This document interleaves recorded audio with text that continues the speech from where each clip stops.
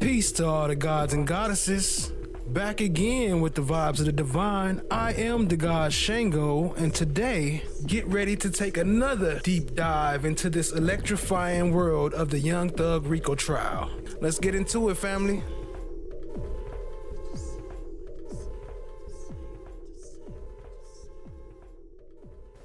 That they forced Jeffrey Williams into it. Did you say that? Man, can I get a water or something?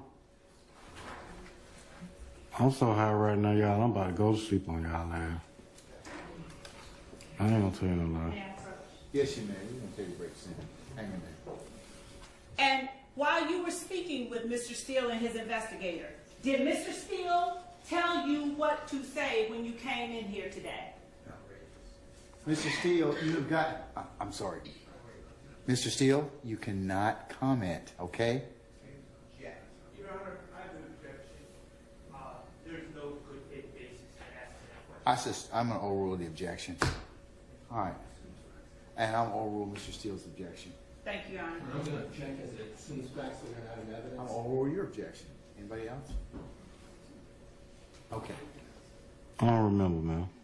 Did you tell anyone with the district attorney's office that Mr. Steele told you what to say when you came to court? I don't recall, man.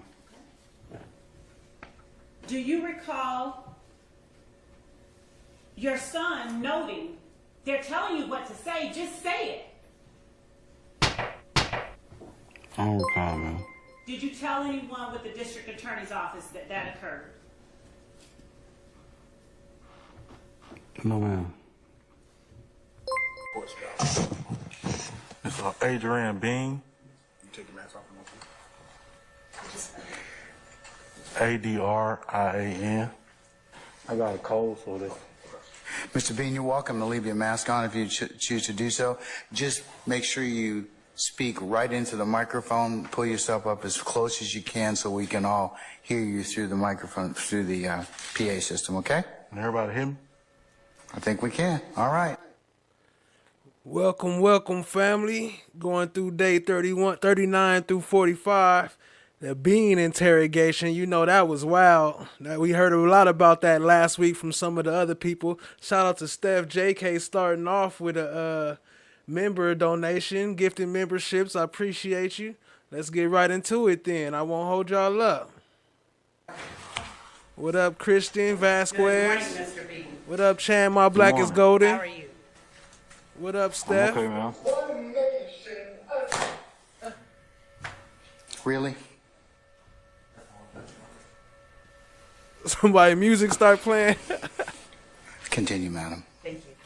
And Mr. Bean, I'm going to stand over here. So if you would speak loudly enough so that I can hear you, that way the last juror can hear you as well, too. Continue. Good morning, Mr. Bean. Good morning. How are you? I'm okay, man. Really?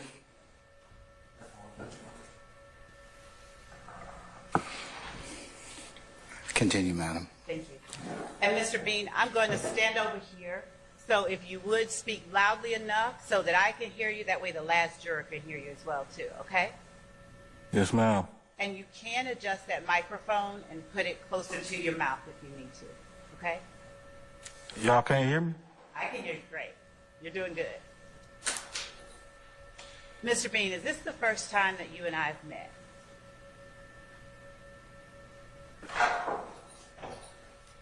No, ma'am. And where were we when we first met? Not the exact address, just generally speaking. Were you at your job? Oh, yes, ma'am. All right. Now, would you tell the jury a little bit about yourself, starting with how old you are? I'm 44 years old. And are you from Atlanta? Yes, ma'am. Did you grow up in Atlanta? Yes, ma'am. What part of Atlanta? The east side of Atlanta. Is that zone 3? No, ma'am. what zone is the part of Atlanta that you grew up in? I started off on Moreland Avenue, man. Okay.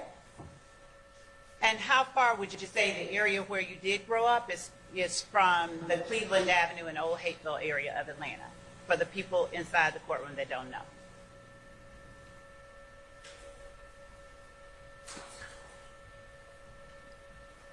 I'm from Atlanta. All right. Now, are you married? Yes, ma'am. Do you have children? Yes, ma'am. How many children do you have? I have 3 grown kids. I was going to ask you how old they were. So 3 grown kids. All right. And back in 2013, were you living in Atlanta as well? Yes, ma'am. Now, I don't want to know the exact address, but can you tell us if you were living in the same part of Atlanta that you were living in, that you are currently living in, if you live in Atlanta at all? Yes, ma'am. Did you go to school in Atlanta? Yes, ma'am. What high school did you go to? Southside High School.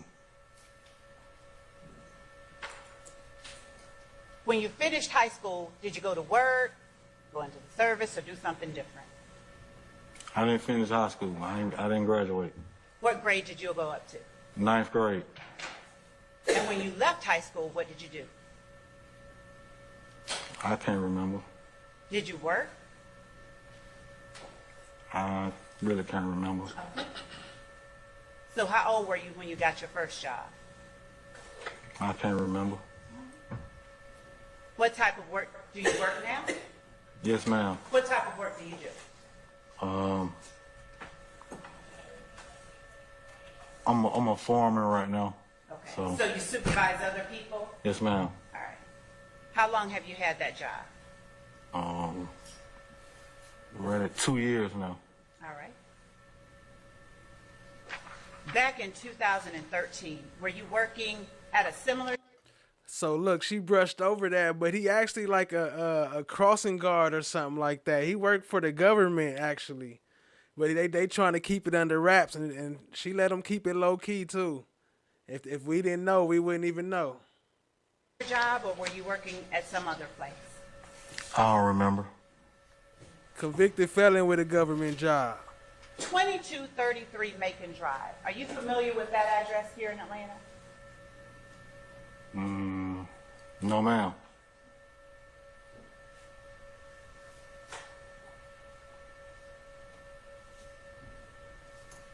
Do you remember the address of the place that you lived in Atlanta in 2013? No, ma'am. How many homes have you had in Atlanta?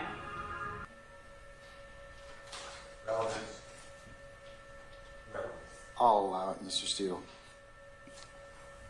I can't count them. More than 3? That I've had? Yes, that you've lived at for any period of time? Multiple. Okay. Have you ever had a residence or a location that you frequented on Macon Drive in Atlanta? Yes, ma'am. I'm going to show you what I've already marked as State's Exhibit 156. I don't remember. Are you still under that sentence?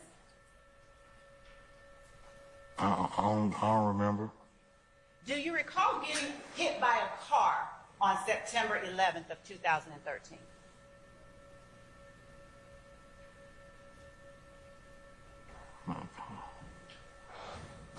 So due to the lack of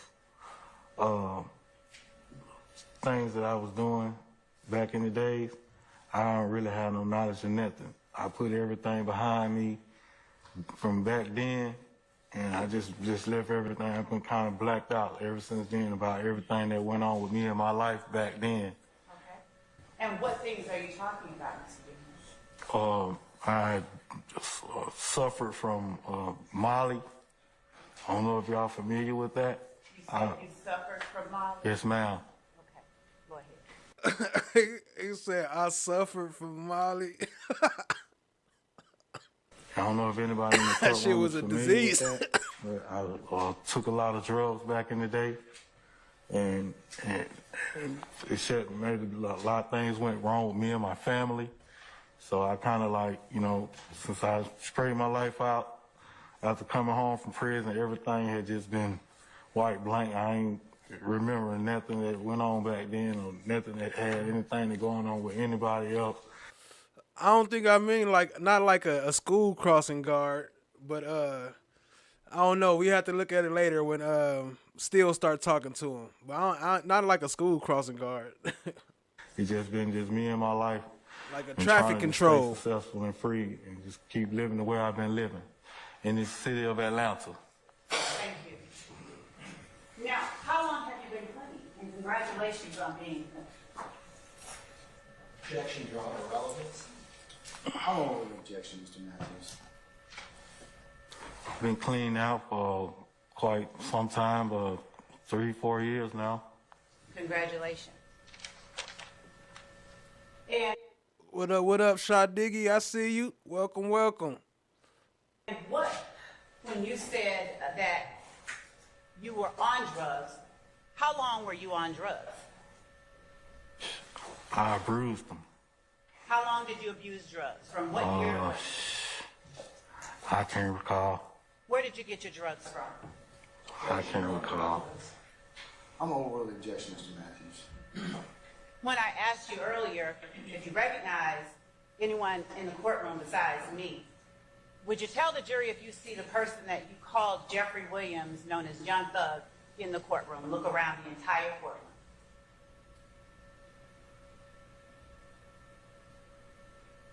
Yes, ma'am. Where is he located? I mean, Look around the go on that entire side right court. there. Would you describe what he's wearing so that the record properly reflects who you're talking about? I mean, right there, suit, black tie. And is he seated between a young lady in a yellow dress and a young man in a blue suit? Yes, ma'am. Your Honor, would the record reflect that the witness has identified the defendant, Jeffrey Williams? It shall. Thank you. Were you familiar with Jeffrey Williams on September 11th of 2013? I can't recall. When did you first meet Jeffrey Williams? I can't recall. You said that you knew I only Jeffrey. know Jeffrey Milligan through making music now. Okay. Rapper. And being in the neighborhood, you know, like surrounding the neighborhood, Cleveland Avenue, but I don't know him like personally. Me and him has no dealings.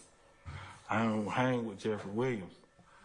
I'm not a member of YSL. I'm not nothing. I don't have no parts of anything that's going on with nothing that I can recall of. What did you call Jeffrey Williams? Ma'am, What did you call Jeffrey Williams? You said you knew him by his music. What did you call him back in 2013?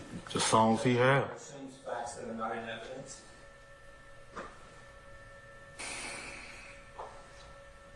I'm gonna overrule the objection, Mr. Matthews. I never really called him anything. When you referred to him, did you use a particular name? No, ma'am. If you know him by his music, what is the name that you know him by his music? The music, Young Thug. Young Thug, okay. And since you do know his music, what was the earliest music of his that you are familiar with? I can't recall. Are you familiar with a release of his came from nothing? No, ma'am. When you said or CFN, are you familiar with a release of his by that name? No, ma'am. You said that you were familiar with him through what parts of Atlanta did you name? Music, Cleveland Avenue. Okay. Did you live on Cleveland Avenue at any time in your life? No, ma'am. So what was it that took you to Cleveland Avenue that allowed you to see Young Thug? I live off Cleveland Avenue, and I never Hold on. seen. Oh, hold on. Mr. Bean, when there's an objection, you got to stop talking, okay? Oh, yes, sir. And then let me rule upon it, and then we'll let you know whether or not you can answer the question. I'm going to overrule the objection. I object to the only basis. Overruling all their objections. All right, and I'm going to overrule the objection. Overruled. All right, you may answer the question, sir, okay? So that it is exactly right, Your Honor, may I ask that the court reporter read the exact question that was asked? Yes, ma'am.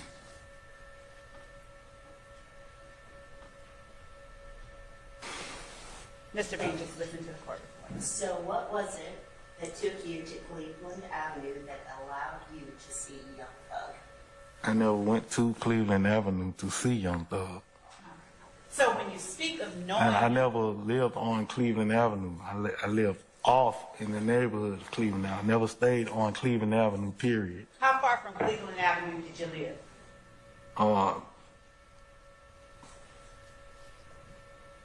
Hutchins Road, How far was that? 703 Hutchins.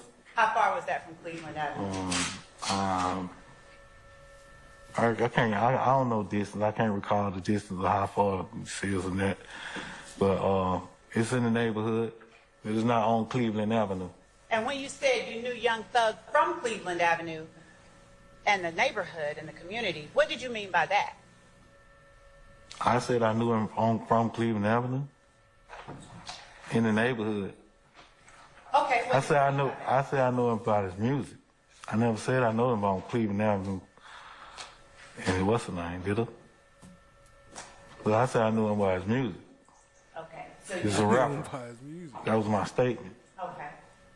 So when you first mentioned Cleveland Avenue, do you recall what it was that you told the jury? All right, as you know, we ain't gonna go too far with the love. We just gotta let her open up and see what they talking about, cause she always starting these bullshit arguments. But yeah, let's get into it, family. Hold on, I just saw something. You said one more time?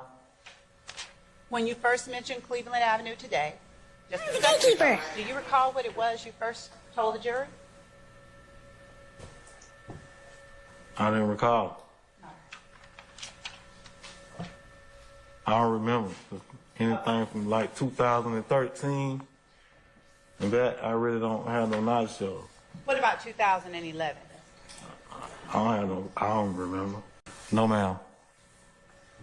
Have you ever TC say, how he get that job? Facts, think about that. Right out of prison, right? been hit by a car? Yes, ma'am. How many times? I've been in several accidents. Has your body physically, while outside of a car, been hit by another car? Yes, ma'am. How many times? Once. What happened in that time? I really don't remember How do you remember? everything that happened. Okay, you don't have to remember everything. Just Yeah. tell the jury what you do remember. I don't remember. How do you remember then that you got hit by a car while outside of the vehicle? It says been hit several times in an accident, ma'am. Right. Do you recall that you just told the jury that you've only been hit by a car while outside a vehicle one time? Do you recall telling the jury that just a few seconds ago? Yes, ma'am. All right. So how are you able to remember that one time?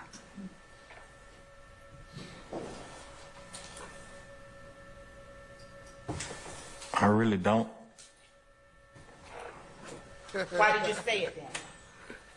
I don't know. I'm really just so many stuff. Y'all rushing me in here so fast and start throwing stuff at me and stuff like that. And I'm trying to tell you, like 2013 and whatever happened to me in the past, since I did my time, I kind of wiped everything clean with me. So I don't recall none of it. When you got hit by that car, was that on September 11th of 2013? I don't remember. The date I got hit, I don't remember. Do you remember if it was in 2013? No, ma'am. So, as y'all know, this the one that got hit by the car by AC Booker and Porter the other day we was watching on the last show. So, this is him that they was talking about with the blue shirt for those who don't know. Appreciate y'all being here. Hit the like, hit the subscribe, tap in, share with a friend, family. What up, Melissa? I see you. I don't remember. Do you remember if you went to jail after that? I really don't remember. Do you know how many times that you have gone to jail following being hit by a car? No, ma'am. Do you recall being hit by a police car? No, ma'am. Do you recall getting a big old bump on your head after being hit by a police car? I really don't recall, ma'am. Have you ever been arrested in Fulton County and taken to Rice Street? I've been to Rice Street a couple of times. And while you are in Rice Street, obviously you're not in there now, so are you able to get bonded out, or do you remain there until a trial? I don't know. I don't remember. Have you ever posted bond to get out of Rice Street, or had someone post it for you? I done made bail to get out of jail on Rice Street. Yes, ma'am. Who, during the times that you've gotten out of jail, who was it that paid your bail? I can't really remember who paid the bond. Were you married to your wife in September of 2013? Me and my wife been married for a while now, for years now, since 2007. Since 2007? I think 7 to 2007. I hope she's not watching this and hear you not remember when you all got married. But you all have been together for a while. That's safe to say. I'm sorry. I don't remember that. Do you remember ever being in that car? No, ma'am. Do you remember ever driving that car? I don't remember, ma'am. On September the 11th of 2013, do you remember being at, or let me ask you before I go there, do you know the area of Summerdale Apartments off of Old Hateville Road in Cleveland Avenue in Atlanta? I don't remember. You don't remember whether you know the apartment? No, ma'am. As you sit here now, have you ever heard of Summerdale Commons? No, ma'am. Let me show you a few more images. How familiar are you with the area of Old Hateville Road and Cleveland Avenue in Atlanta? I'm not that familiar with Old Hateville and Cleveland Avenue. Are you familiar with the Coin Laundry at that location?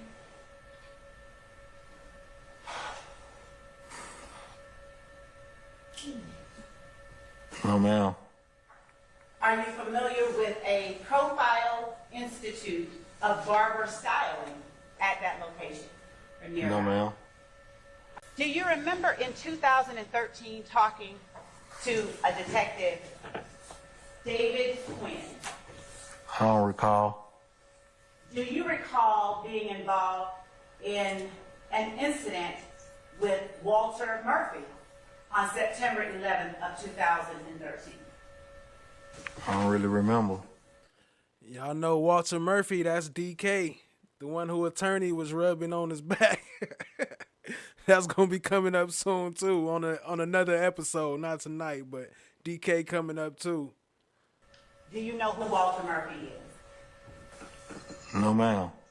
Do you know a person that you call DK? No, ma'am. Have you ever heard of a person? I never called nobody named DK. Have you ever heard of a person called? You said you never called I anyone.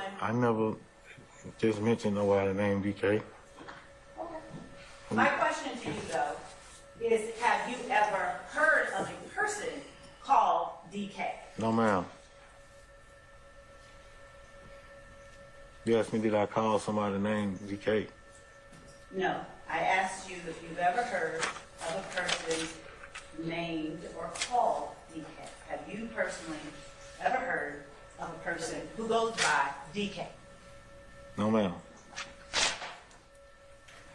Now, when on September 16th of 2013,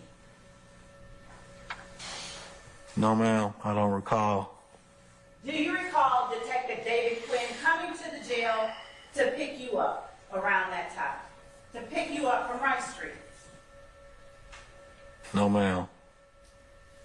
Do you recall riding in a vehicle with the Detective David Quinn around that time? No, ma'am. I don't remember. Do you know a Detective David Quinn? No, ma'am. To the best of your knowledge, have you ever met Detective David Quinn?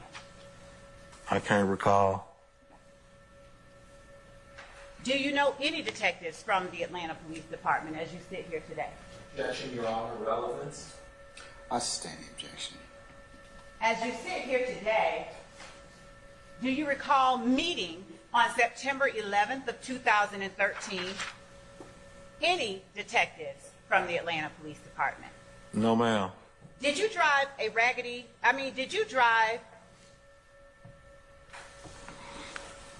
any vehicle at all on September 11th of 2013? I can't recall, ma'am. Do you recall ever being inside a Taurus with Detective David Quinn that he described as a raggedy-ass Taurus? Objection, hearsay. I sustain the objection. Do you recall being in a raggedy-ass Taurus with Detective David Quinn around September 16, 2013? I don't recall, ma'am. Would you consider yourself a family man? Any conversations that I've had with a Detective Quinn? Do you remember Detective Quinn telling you that anytime he deals with someone, Your Honor, hearsay. I sustain the objection. Your Honor, I'm establishing a foundation. Talk about I'm establishing a foundation. How you gonna ask him? Do he remember what Detective Quinn said? That's hearsay.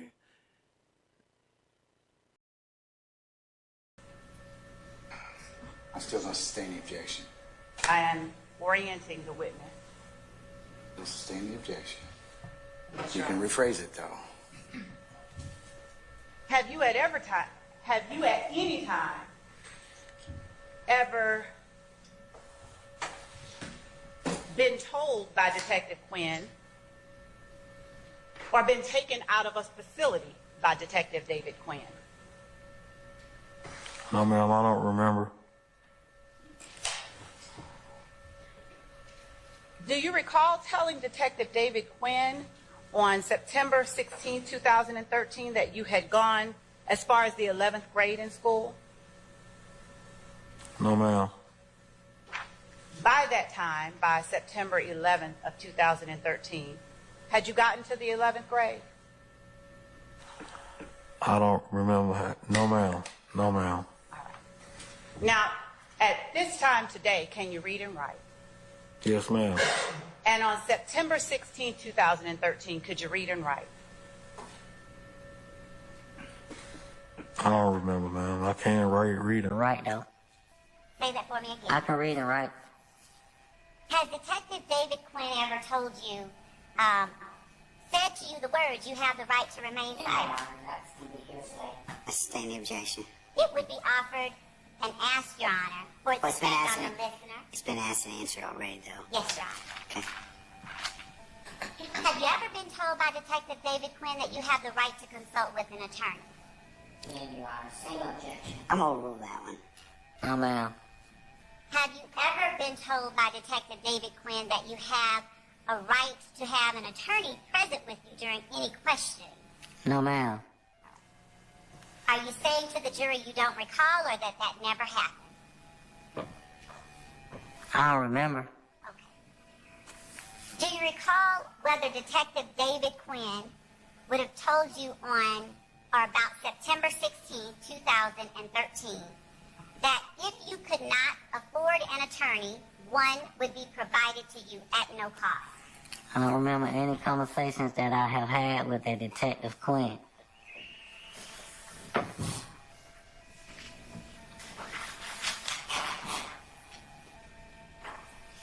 Do you recall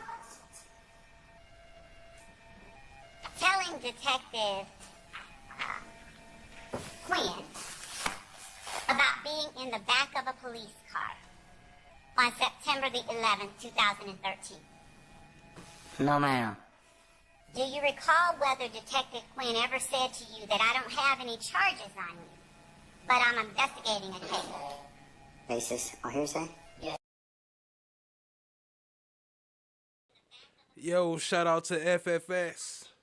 Says, why he sound like he done a few rails and popped 3 perk 30s right before this? Oh, I don't know why. He do sound kind of high. Appreciate the super chat, family. What's your response, madam? Effect on the listener. I'll rule the objection. No, ma'am. Is your no meaning to suggest or testify that it never happened or that you don't remember? I don't remember any conversation that I have had with a Detective Quinn, ma'am. Do you recall Detective Quinn telling you that he was investigating a case where an officer shot his weapon? No, ma'am. Do you recall Detective David Quinn back in 2013 telling you about meeting your wife? No, ma'am.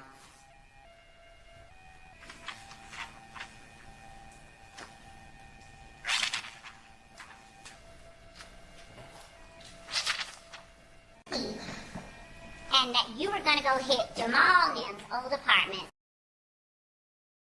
So yeah, that was the whole first day he came. She took up the whole first day of that bullshit. Appreciate y'all being there. Hit the like, hit the subscribe, tap in, share with a friend. Appreciate the comments. And go down there and chill with Big Nick and them. No, ma'am. Do you remember saying to Brody on that September 11, 2013 call from looking at the Fulton County Jail, but that whole goddamn come out of nowhere boy and run me clean over? No, ma'am. I don't recall that, ma'am. Do you recall your wife asking you whether effect on the listener? I'll rule the objection. Do you recall your wife asking you whether they hit you with the car? During that September 11, 2013 call from Fulton County Jail, do you recall your wife asking you that? No, ma'am. I don't recall any conversation with my wife. No, ma'am.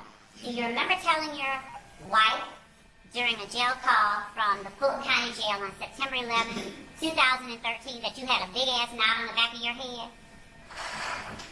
No, ma'am. I don't remember.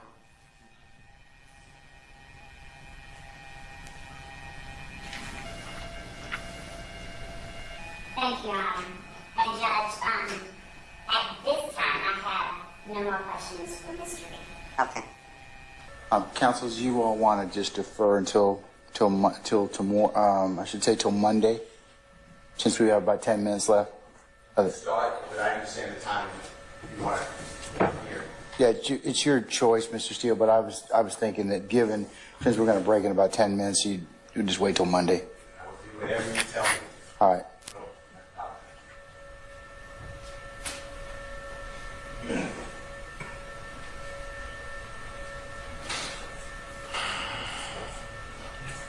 All right.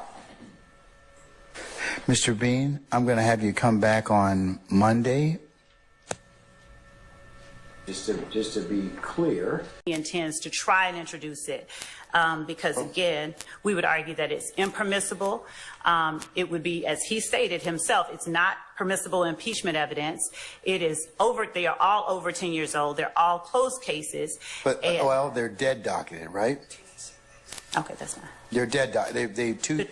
These two cases are apparently on the dead docket, right? So the 11SC case and the 06SC case are either they're dismissed for all intents and purposes. But the point is, and the 13SC case, let me make clear, I believe that that one is actually states 157C. I believe he was sentenced for that one. So as far as if this is the same one that we've already introduced, we have no objection to that being used. But the 11SC case and the 06SC case were dismissed against Mr. Bean well over 10 years ago. And Okay, all right. Were they dismissed? How were they dismissed? Were they placed on the dead docket? Were they null pros? we don't have Were a there's certified verdict? copy of the file. So all that we have is a copy Look at her line. Look, he asked her, how was it dismissed? of an indictment with nothing more from the file from Mr. Steele. So how do we know? How it was resolved? Because the copy of we don't He already asked her, was it dead docketed? She tried to ignore that question. know exactly how it was resolved beyond what Mr. Steele has shown us, which is the indictment itself with the word as to Adrian Bean, the counts are placed on the dead docket in July 2011. Okay, well, they're And placed I on don't the. know. Just stop. If they're placed on the dead docket, that case still is technically open. It can be prosecuted, and that's what the case law seems to The indicate. statute of limitations has run on these items, and we cannot. We've dead docketed it in 2011. We can't bring it back. Your Honor, the statute of limitations is satisfied once the indictment is returned in open court by the grand jury. There's not a statute of limitations issue with a dead docketed count.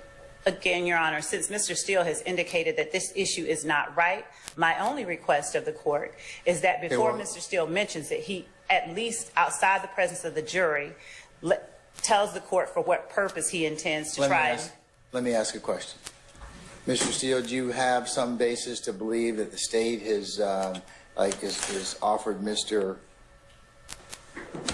Bean a deal, or has indicated they're not going to take these these dismissed cases off of the dead docket, or what's your theory of how you might confront the witness? He would, no, to answer your question directly, no. Okay. I don't have any reason, good faith belief that the state is saying it's coming off the dead docket, but under Ridley, R-I-D-L-E-Y, that's not the issue. That's exactly why I gave you the case. It goes to the state of mind of the witness who is testifying, and the jury makes that determination. The state of mind as to how? Because what... Really doesn't say that. Yes, it does. Where in really does it say that? Point to the page. I want to see it. Started the 8th paragraph, which I think is on the 2nd page, Your Honor, and then go to the 3rd page. You hear this guy talking about, it don't say that. Where's it say that? I want to see that. Where's it say that? Point me to the page.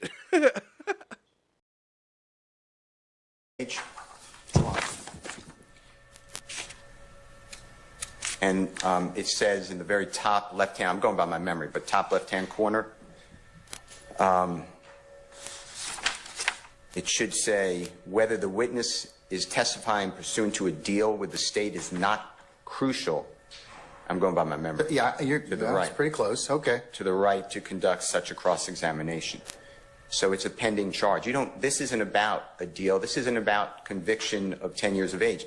I just, got willing straight with the court. I'm just telling you, I understand that if it was a conviction, I wouldn't be able to use it. I have other convictions for him, but they're over 10 years of age. I'm not trying to get those in because I don't think it's right to ask this honorable court to make a balancing test. So you're saying he's still facing charges, Exactly. and that's what you want to ask him about? Yeah, that's all that issue is.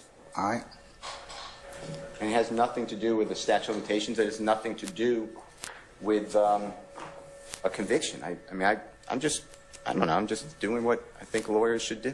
I'm just being straightforward. Your Honor, under 403, given that these are dead document charges from 2011, and I don't believe that Mr. Steele or Mr. Williams has any good faith basis to argue that under Ridley, he should be allowed to introduce this 11SC case and this 06. That's what Ridley seems to indicate, and it tells me under 403 it's an extraordinary remedy which should only be used sparingly. So if he wants to ask him about... She the top lawyer of her firm or whatever she's supposed to be, and she don't even know what she reading. He's facing charges. He's technically still facing charges, and he would be permitted to do that if it comes up. Okay, so, but right now I would let him do that. Well, with that being said, then I will do it. Your Honor, Okay. under Rigdon, when the court says that he is facing charges, He's still facing charges. He's got a dead docket. Dead docket stops the statute of limitations. It's still open case. How many employments times have witnesses or other people faced dead dockets and then because the same thing because it's still an open case? She was trying to avoid that, right? That dead docket part. It's still an open case. She trying not to let that part come to light. That's my ruling. Can we move on? yes, Your Honor. Okay. All right. If it comes down. That's all, Your Honor. Okay. All right. Sorry, name. Can you summon our jurors for us, please?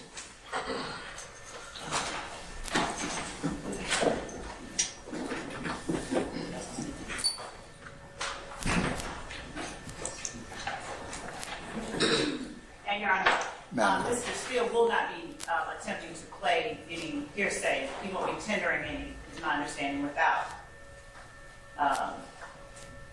laying any foundation for that. Correct. Yeah.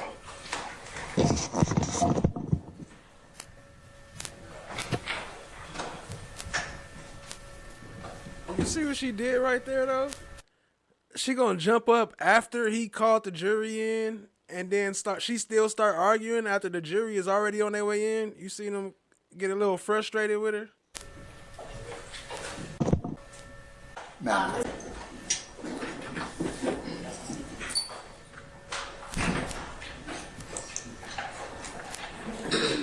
And Your Honor, Madam. Mr. Steele will not be attempting to play any hearsay. He won't be tendering any, is my understanding, without laying any foundation for that. Correct. Yeah.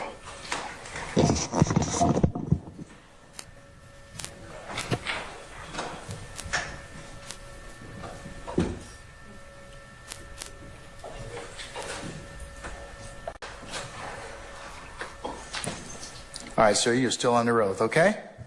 Yes, sir. All right, thank you, sir. All right, cross. Mr. Steele?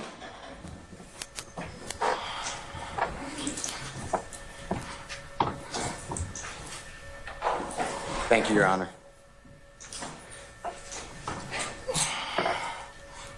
You were released from prison in approximately 2017. Is that correct? Yes, sir. And since you've been released from prison, you have been gainfully employed. You've been working, right? Yes, sir. And you work for, I believe, currently, and if I'm wrong, just tell us, for the city of Atlanta, is that right? No, sir. Who do you work with currently? I'd rather not say who I work for, sir. Okay, what do you do currently for a living? How about that? I'm a foreman. And explain what type of foreperson. Foreman. You said a foreman. A supervisor. Okay, for what type of work? Traffic control. Okay, traffic control. I'm sorry, I'm having a hard time hearing you. Traffic control? The traffic control. Okay. There we go. Traffic control, foreman, supervisor, traffic control supervisor, fresh out of jail. Okay. And how long have you been doing that? I really can't recall. One more time. I can't recall, sir. Has it been more than 2 years? Yes. Yes, sir. Okay. And are you working other jobs as well currently? No, sir. All right. With regard to your testimony last week, Thursday and Friday, You said a lot of, I don't recall 2013. Do you remember something like that? Yes, sir. And I think you explained or tried to state that that was a bad time in your life, you blocked it out. If I'm misstating that, just correct me. You don't recall anything from 2013, sir. And why is that? I just don't recall. I don't remember. Just don't recall, sir. Do you remember things in 2014? No, sir. No? Yes or no? No, sir. 2015? I don't recall, sir. How about 2016?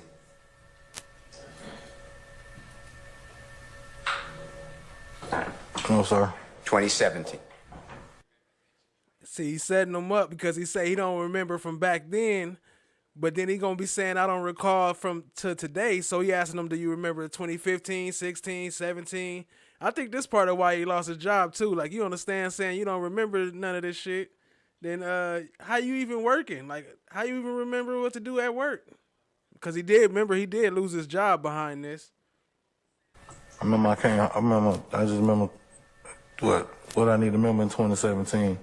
That's after prison, is that what you're saying? Sir. 2017? I just remember what I need to remember in 2017.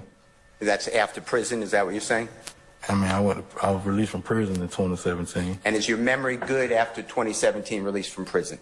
Do you remember whenever month, I don't know the month, you're released from prison, you remember that? Is that what you're telling the jury? Yes, sir. And you remember then 2018? Your Honor, I object as to vague. That's a broad question and not specific Okay, enough. all right. I'll sustain the question. Just rephrase, Mr. Steele. Do you have a memory of things you did in 2018? Again, objection, vague. I'll let him answer the question. I'm all over the question. You can answer it, sir. 2018. What I'm remembering in 2018. You don't? What am I remembering in 2018, sir? Anything. Where you were working. How about that? No, I don't remember where I worked in 2018, sir. Okay. Do you remember being home in 2018, not incarcerated? Yes, sir. All right. How about 2019? Same question. What am I remembering? Same question. Every year you asking me what am I remembering for every year that you ask me about this certain type of year. That's what I'm trying to get you to understand. Answer my question. Do you remember where you were working in 2019? No, sir. Were you working in 2019? I don't remember. Were you living free in 2019? I'm free. Were you living with your wife in 2019? I've been with my wife in 2019. Same questions. 2020. You remember that year where you were working? I've been doing the same job for some years now, so it'll run into all that. It's 24 now. I've been working by 7, 8 years now. The working part is going to be what you're asking me about, sir. And you remember that in 2020, right? Yes or no? Yeah. And 21, same question. Okay. Remember Yeah. that? I remember my work 21. I remember my work 22. I remember my work 23. I remember my work 24. This year right now, what we're looking at. How clearly do you remember 23 and 24 years? This year and last year? Not too good. I can't hear you. Not too good. Okay. Mr. Bean. Hell yeah, he got unemployment. You remember Yo, shout out to Being. SFS. I ain't gonna say that one out loud because I don't know how they gonna feel about that. convicted But I appreciate the super chat. of what has been marked as State's Exhibit number 157C, as in Colette or Charlie, that you identified last week. Do you remember that? No, sir. I don't know. Okay. Your Honor, with the court's permission, may I show electronically 157C You may, in sir. Colette? And Mr. Kokomo, if he can help me out. It's already in evidence, Your Honor. Yes, sir. It should be on the screen. You could look behind you or right next to you in a moment. And I want to go through this with you.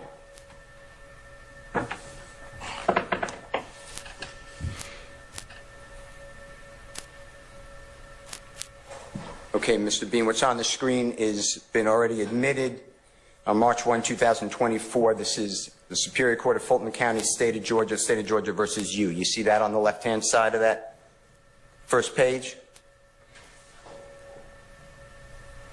Yes, sir. And you see where it says filed in the office of the Deputy Clerk of Superior Court, Fulton County, and gives the date of October 15, 2015? It's going to still be the same. I can't hear you. It's going to still be the same. I seen this paper last week, the same paper Miss Love showed me last week. I just cannot hear you. Friday. It's going to be the Yeah, that's him that said he was high, TC. He said it at the beginning of the video, but I'm going to play the clip also towards later in the video. I'm going to play the clip where he said that. same thing. I seen this paper before. Answer my question. Do you see it says October 15, 2015, filed in the office of Deputy Clerk, Superior Court, Fulton County?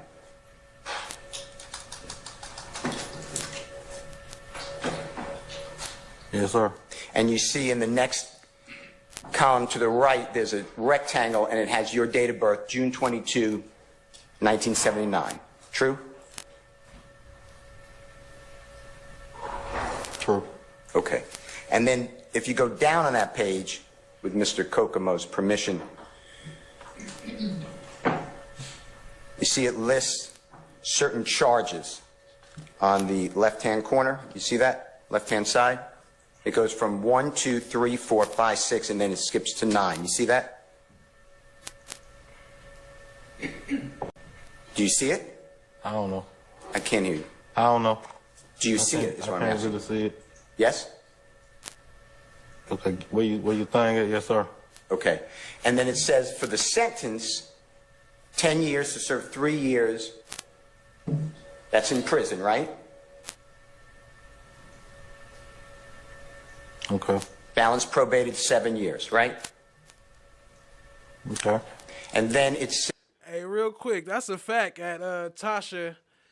That's a lot different than that yes ma'am, no ma'am when he was talking to Miss Love, right? And when the blah blah blah blah blah blah blah when the judge talked too, he started talking a lot different too. But when Still talking, he do got an attitude with Still. Everybody got an attitude with Still. I don't know why.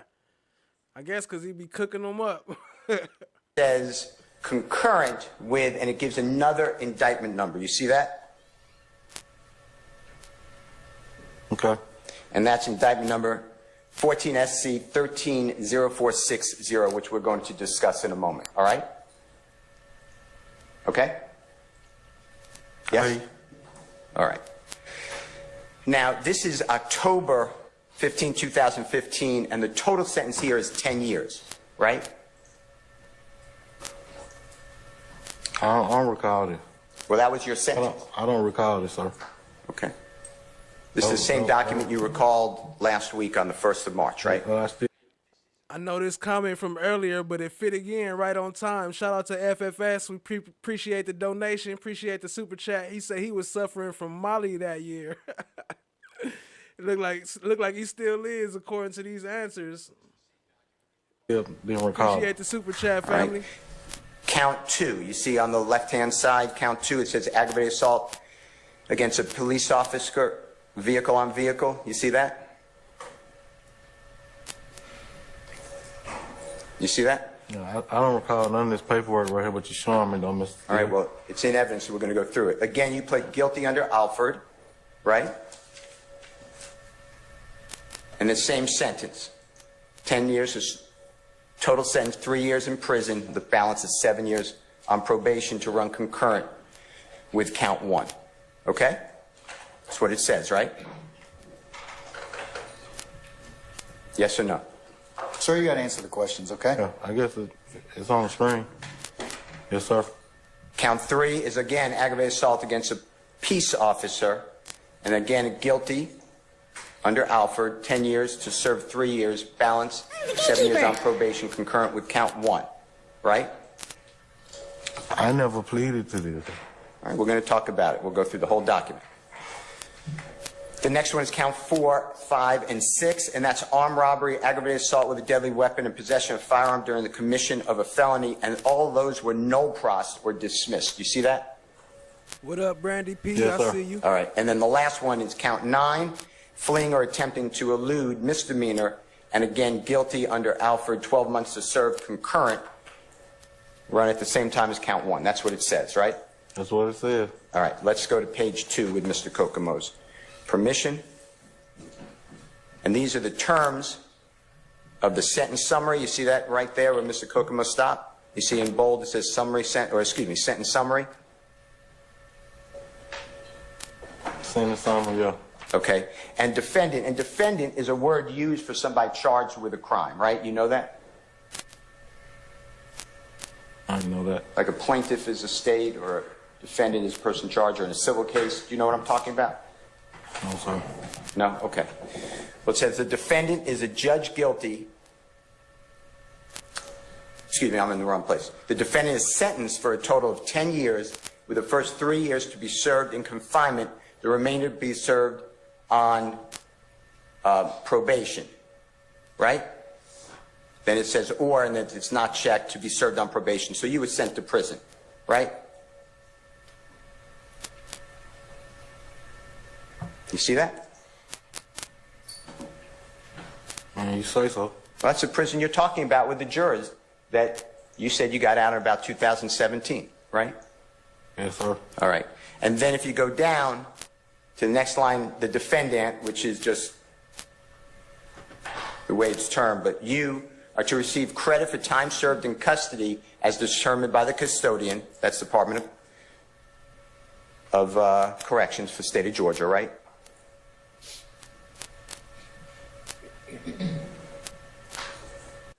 Hey, I had to go back to that. That's funny right there. Steph JK never suffered when Molly was involved. Just saying. That's a fact.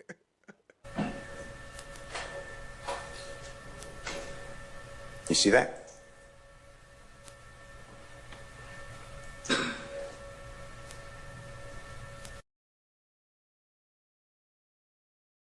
Shaw Diggy said Method Man and Molly Man was not to be with back in the days.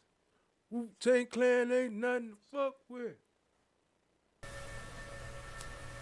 The M-E-T-H-O-D, Yeah. man. And then on the next one, which is box 2, it's checked. Upon the service of 3 years, the remainder of the sentence may be served on probation, provided that defendant shall comply with the conditions imposed by the court as part of the sentence. And then it goes through general conditions of probation and special conditions underneath. Okay? You see that? Mm-hmm. All right. Probation. And you waive your Fourth and Fifth Amendment rights, meaning you have to answer questions.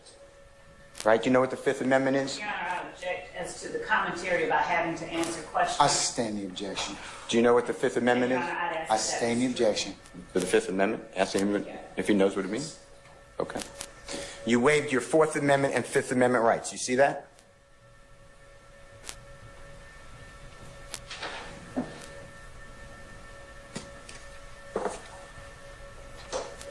I'm looking at it. Okay. And then maintain employment, undergo regular random drug screens, obtain a GED, and then back to that court if your probation is going to be revoked. You see all that? I'm looking at it. And revoked probation means you go back to prison instead of being out on the street under supervision of a probation officer, right?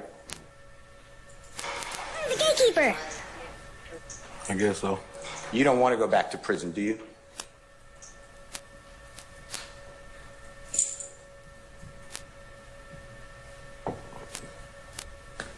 I mean, I don't think they could fire him because he was ordered to go to court, but they might be able to fire you because your testimony talk about you was high on the stand. what do you I mean? mean, I don't know. Maybe not though. Cannot. Depending on what he I'm was asking What high do you on. mean, sir? Do I want to go back to prison? You don't. He could have been high on prescription drugs or something that his doctor prescribed.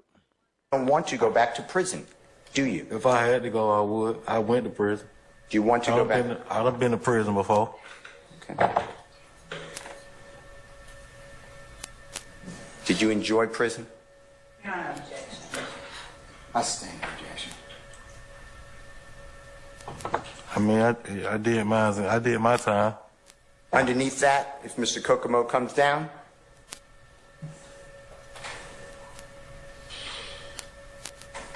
you hired a lawyer, go down a little more, named Ed Adams. You see that by employment? Yes, sir. Okay. And then that court was the Honorable Judge Downs, who sentenced you. You see that? Yes, sir. Now, Mr. Williams never paid for any of your lawyers, right? No, sir. He never made any bond for you, right? No, sir. The next page of this document, 157C, as in Colette, Charlie, keep going down, is the indictment. I want to go through the indictment with you. Okay. If you go up a little bit. Perfect. Thank you, Mr. Kokomo. Go down just one more to get count 9. Now, on this My bad, talking on mute again. All these indictments, all these paperwork, ain't Young Thug name nowhere on there. All these people then already went to jail, served their time, and then y'all bringing it back and trying to lock them up again or lock up Young Thug for the crimes that these people then already did time for. That's worse than double jeopardy. indictment, Mr. Bean, in State's Exhibit number 157C, as in Colette, Charlie, you see the indictment number there in the center, written in 13SC 12-2087. You see that? Yeah, that's what it says. And it says State of Georgia versus, and the first person is you, with count 1, 2, 3, 4, 5, 6, and 9. Same counts that we just discussed on the sentencing page. You see that? Yeah, that's what it says. And then you have the next person charged is Walter Murphy. You see that name? Yeah, that's what it says. And he's the same Walter Murphy that you discussed earlier, according to, you said you didn't recall, but he was referred to by the Honorable District Attorney as DK. You remember that? No, sir. All right. What And up, he is Ayanna also Davis? I charged see with you. you in count 1, 2, 3, 4, 5, 6. Mr. Murphy's charged in count 7, but also in count 9. You see that? That's what the paper says. And then the last person is Frederick Medina, which is Medina, Prothro, Prothro. You see that? Yeah, that's what it says, sir. And Mr. Prothro is also charged in similar counts as you, but count 8. So he's charging 1, 2, 3, 4, 5, 6, 8, and 9. You see that? I guess that's what it says. And this indictment was filed, if you go down a little bit, Mr. Kokomo.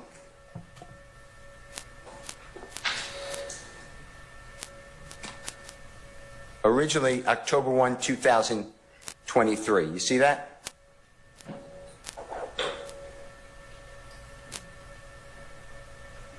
says 13. You see that? I couldn't hear you. I said it says 13. Okay. And then, for Walter Murphy, you see where he pled guilty to count. Objection, Your Honor, as to having this Come was to discussed objection. by someone else. I sustain the objection. The documents and evidence. It doesn't make a difference, Mr. Steele. That's a proper objection. I'm going to sustain it. All right. Let's just, before we leave this page, just go up a little bit, Mr. Kokomo. Show the jurors where Jeffrey Williams is charged, along with you, Mr. Prothro, and Mr. Murphy in this indictment.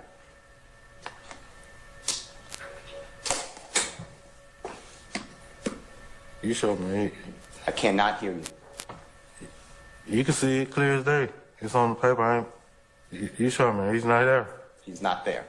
Now, October 1, 2013, the return of this case, that is after you spoke with Detective Quinn at the City of Atlanta Homicide Office on recording on September 17, 2013. You realize that?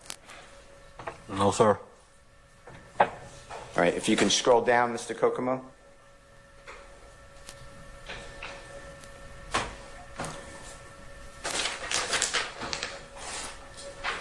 And Mr. Bean, this is the next page.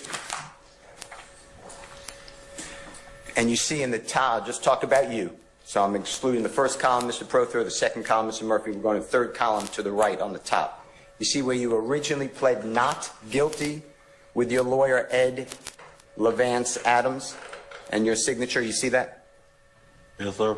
And it says October 29, 2013. You see that? Yes, sir. And then if you go down,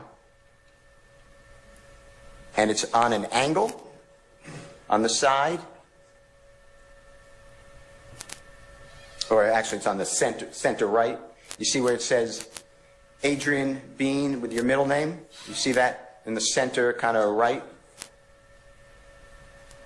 What up, TSC? I see you. Yeah, Appreciate you joining. And you see there's a check mark. You pled guilty under Alford to the indicted offenses in count 1, 2, 3, and 9, like it says on the first page of 157C. You see that? Yes, sir. And that's October 1, 2015 now. So it's 2 years and 3 weeks after September 11, 2013 that you're resolving this case. You see that? That's what the papers say. One more time. That's what the papers say. Okay. And then the Everybody like the I don't recall. That's my favorite quote from Mr. Bean. That's what the papers say. That's what the papers say. What up, T? I see you. Appreciate you joining. What up, Crying? I see you. Appreciate y'all being here, family. other counts, if you look kind of on an angle, as to Adrian Bean, count 4, 5,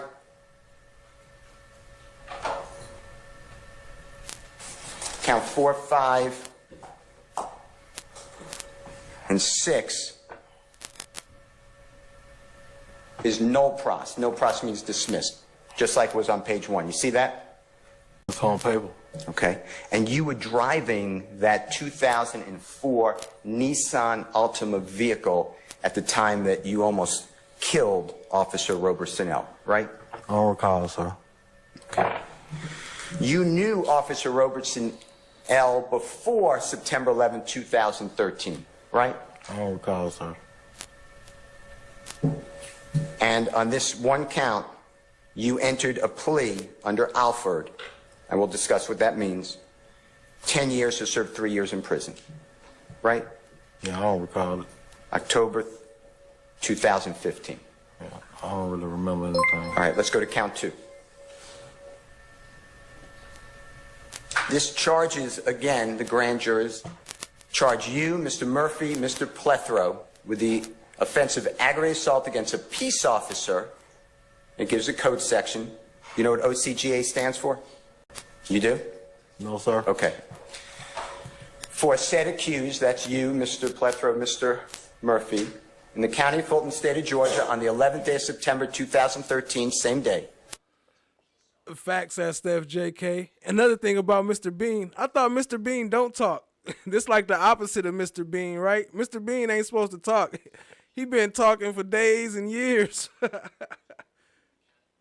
Did intentionally drive and steer a motor vehicle into and against the motor vehicle, which was then and there occupied by A.C. Booker Higgins, a peace officer employed by City of Atlanta Police as a police officer, who was at the time of said assault engaged in performance of his official duties as such peace officer, said motor vehicle being a means likely to cause serious bodily injury when used offensively against a person.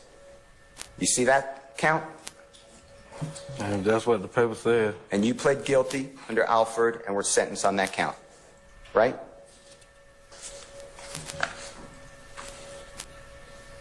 No.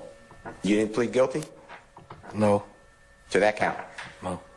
Okay. Count 3.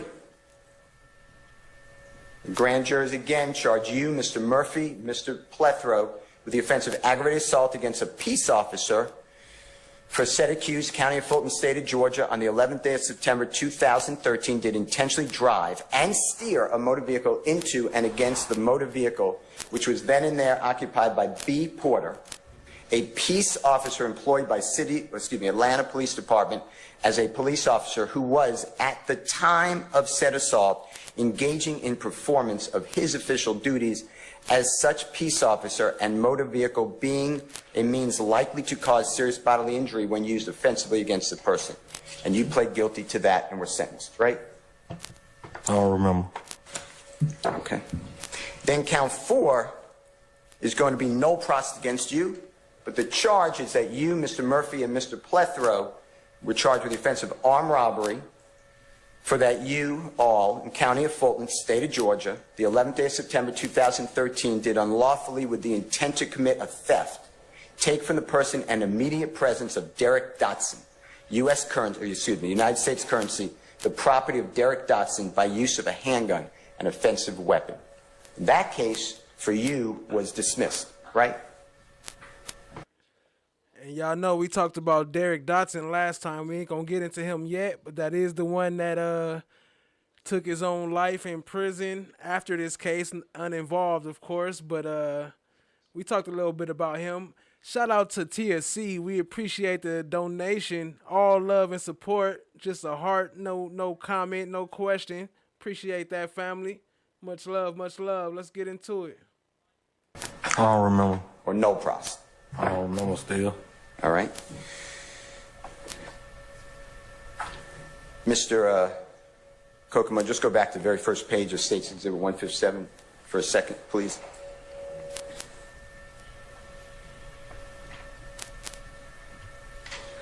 And scroll down to count 4, 5, and 6. You see count 4, armed robbery, we just read, and then it says in the third column, disposition, no process. You understand that?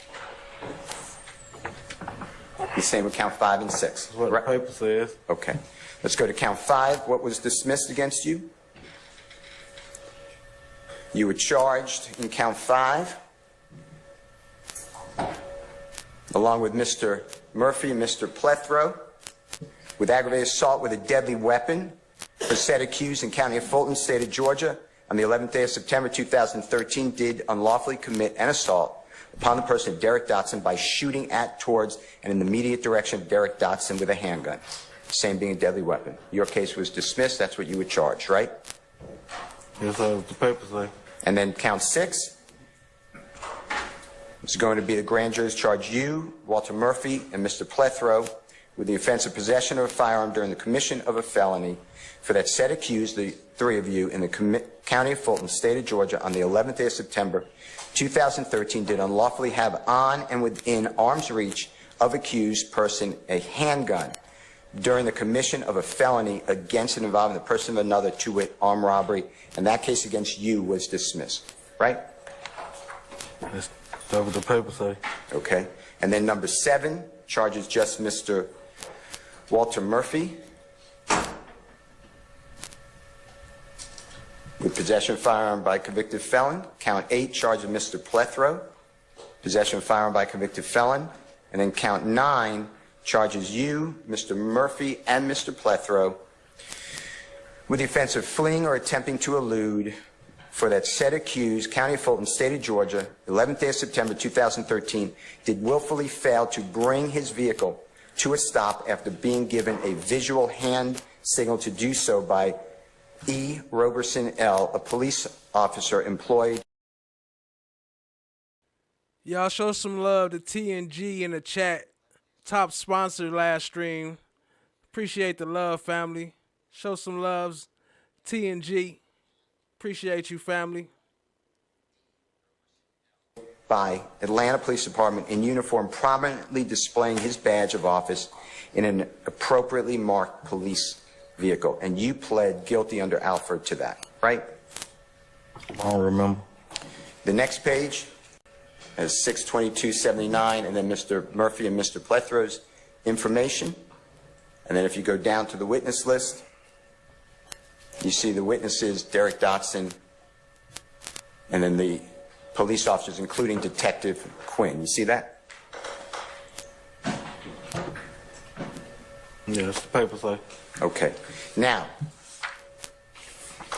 that same day,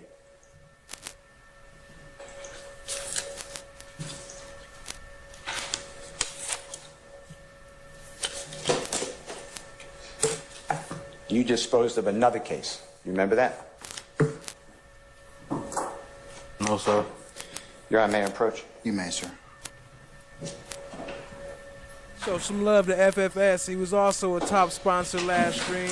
I mean, this Appreciate you, family. is your signature.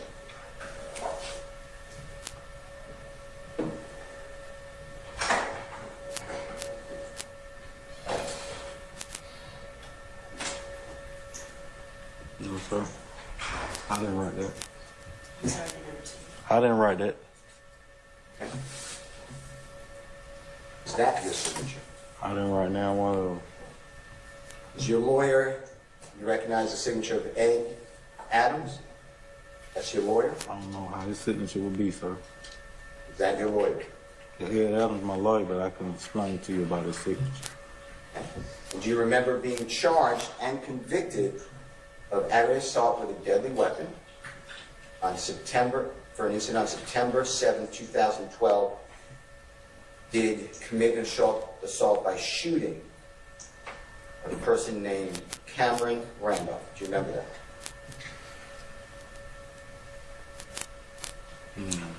I can't hear you. No, sir. You deny it. I mean, if that what the paper said, I don't remember that. I don't remember nothing back then. Do you remember being charged in count 2 with aggravated assault with a deadly weapon on the same day, September 7, 2012, by committing assault on James Butler by shooting James Butler? No, sir. You deny that. Yes, sir. You do realize you're on an oath. Yes, sir. Remember count 3 being. He said, you denying it. You do realize you under oath, right? Yes, sir. Like, you do know your name is on this paper, right? You did sign it, right? Charged and convicted of possession of a firearm by a convicted felon. Shout out to Tall Glass and shout out to Shot Diggy holding it down with the moderations. Appreciate y'all, family. On the seventh day of September 2012, did knowingly and unlawfully. I don't remember that, though, still. You had a firearm, to wit a handgun. You were a convicted felon from indictment number 01SC03786, Superior Court, Fulton County, charged with possession of cocaine with intent to distribute on May 18, 2021. Are you denying that? Sir, I don't remember that, sir. And then on the last page, it has, again, your name and your identifying information, including 6/22/79 is your date of birth, right? That's what the paper say. Your Honor, I have a certified copy of a conviction from the Honorable Fulton County Superior Court Clerk for State of Georgia versus Mr. Adrian Bean. Same lawyer, same date, judge down. I have the plea colloquy if you want it. And in fact, I have same date of birth on the document itself, and I move it into evidence. Have you shown that to the state? What Of are you course. marking as, sir? Mr. Williams, number 199. Any objection to Mr. Williams 199? State has no objection to the self-authenticating document that is the certified conviction. That is Williams 199. I'm not certain what the rest of Mr. Steele's representation is regarding a colloquy, but the certified conviction, the state has no objection. All right. I'll admit Jeffrey Williams 199. The actual certified copy of the conviction. The other allied documents can be separated, okay? Your Honor, may I approach Mr. Bean with Mr. Williams, number 199, that's in evidence, as well as States 157C, in case he needs to refer to them. Yes. May I approach you again? I don't care. What? Can I? Yes, sir.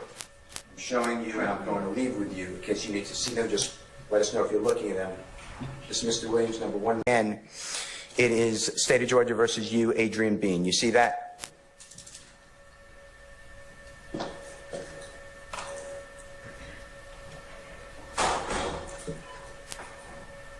Excuse me, can I say something?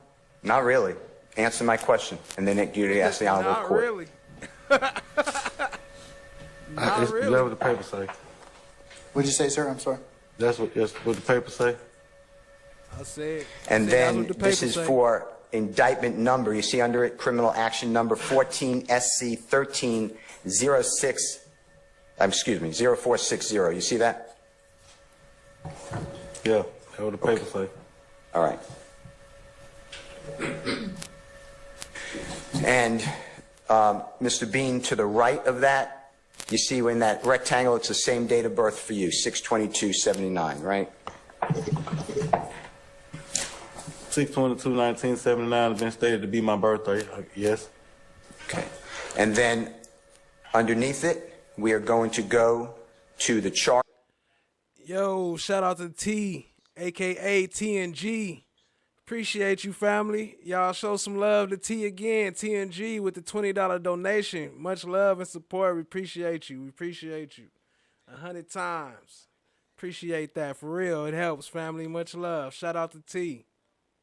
Charges up. Or it's not a check, it's an X. That's what the paper say. Okay. And then a little down. You're charged now in 4 counts in this indictment. And the first one is aggravated assault with a deadly weapon, as well as is the second count. The third count is possession of a firearm by a convicted felon, and the fourth count is possession of a firearm during the commission of a felony. You see that in the second column on the left? That's what the paper say, sir. And then in the center, well, it's center left, you see the disposition? You again entered a guilty plea under Alford to all 4 counts. You see that? That's what the paper say. And then next to it is your sentence. And you see the sentence now is 10 years to serve 3 years, balance of 7 years on probation, and that's to count 1 as well as count 2. You see that? That's what the paper say, sir. And then on the far right-hand corner, that says concurrent with the indictment number, which is in State's Exhibit number 157C, as in Collette. Indictment number is 13 SC 12207. You see that? That's what the paper say. And then for count 3, and you get 5 years to serve 3 years. That's what the paper say. Balance of 2 years probated. You see that? Yeah, that's what the paper say, sir. And that's concurrent with count 1 as well. Right? That's what the paper say. Okay. And then on the last count, it says 5 years to serve, suspended, consecutive to count 1. You see that? Yeah, that's what the paper say. And consecutive, you know, means run after. Right? I don't know what the consecutive means, sir. All right. Well, the sentence summary, if Mr. Kokomo goes down, served in custody as determined by the custodian. And then number 2 is checked upon the service of 3 years in prison, or upon the service of 3 years, the remainder of the sentence may be served on probation, provided the defendant shall comply with conditions of probation. And when you go down, Mr. Kokomo, they're going to be the same conditions that we discussed earlier for your other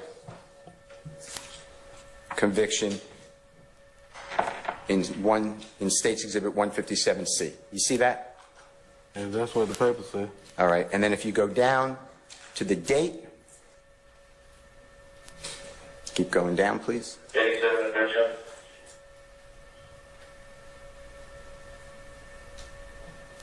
And there again, you're represented by your lawyer, Ed Vance Adams, by employment, and that's October, ordered the 14th day of October 2015. You see that? That's what the paper say. That's what the paper say. What up, the child of Yah for life? I see you, fam. Appreciate it. The next page is going to be your indictment.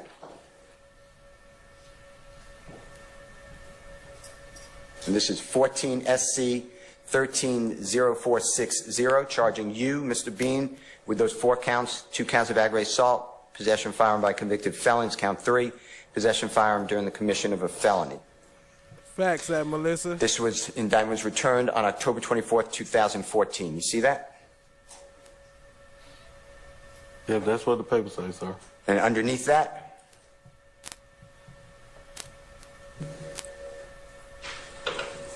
it is stamped there, October You already 24th, know, Shot 2014, same day the grand jury returned the indictment. And if you go down,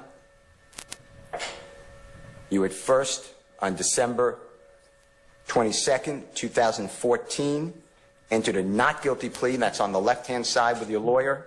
And then in the middle of that page that Mr. Kokomo is showing, you change it to a guilty plea under Alford versus North Carolina to all counts on the first day of October, the 15th day of October, whatever that says, 2015. You see that? Yes, sir.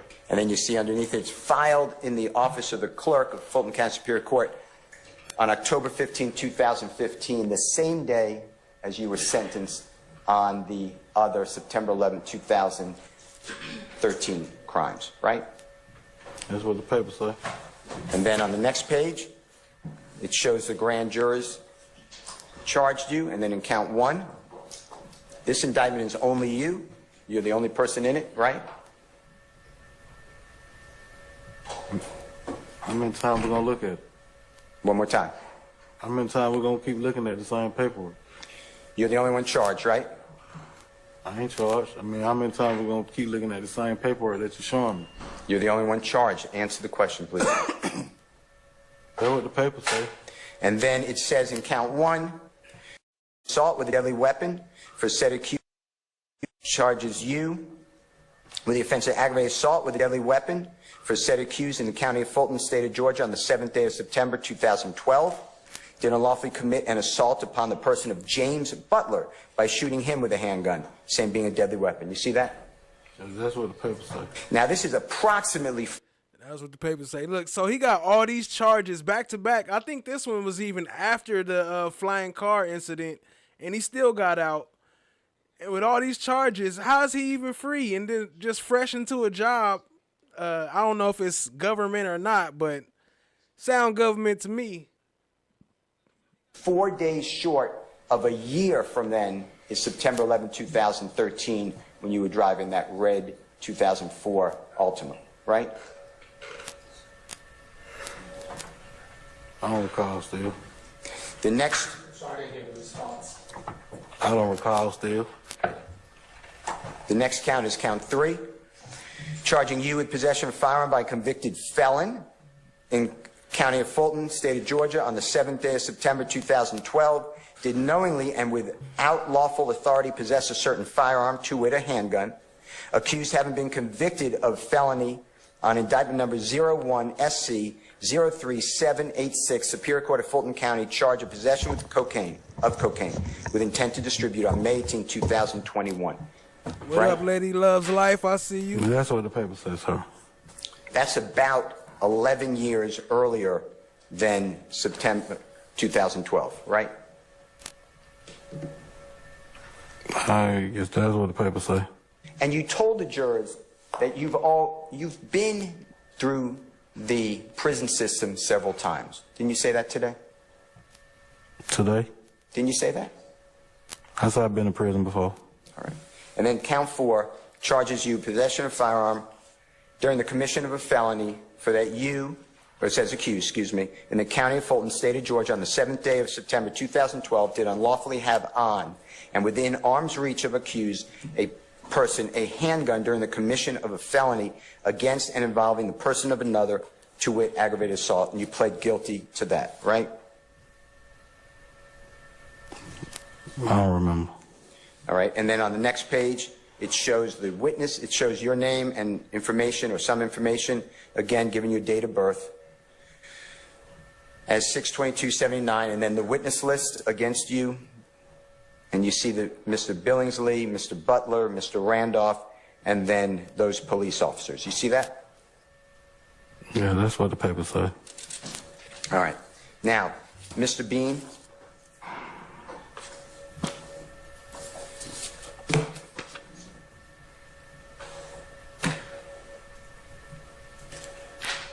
times on last Thursday and Friday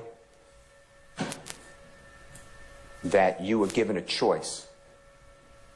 Is your answer you do not recall information on statements that you gave on recording to Detective Quinn on September 17, 2013, or are you saying you did not?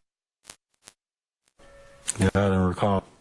And you specifically never said that you denied that it occurred. You just kept saying, I don't recall. Remember that?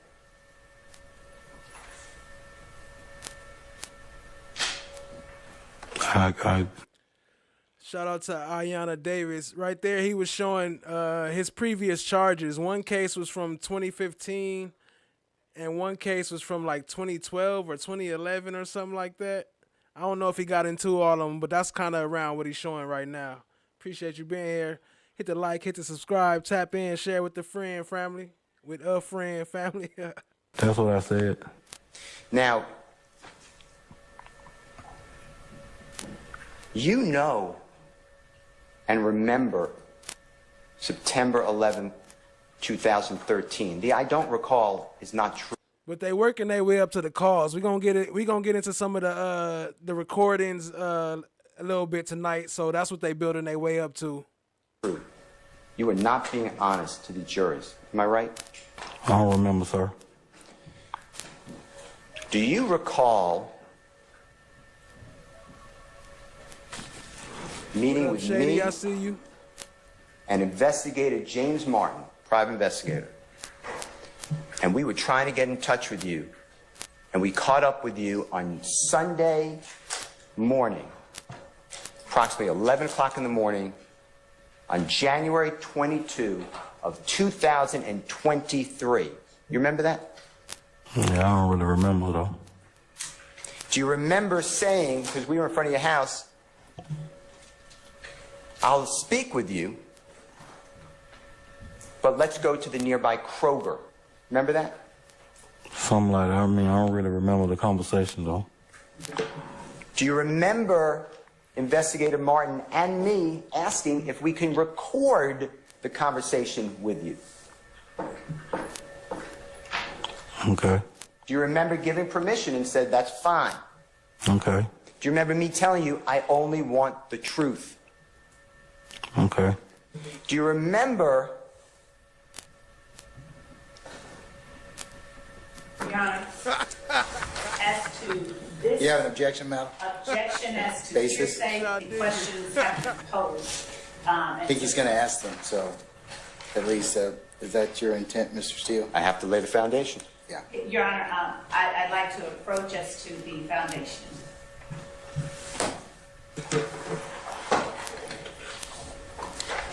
Check. Come on now, stop fanning, all right?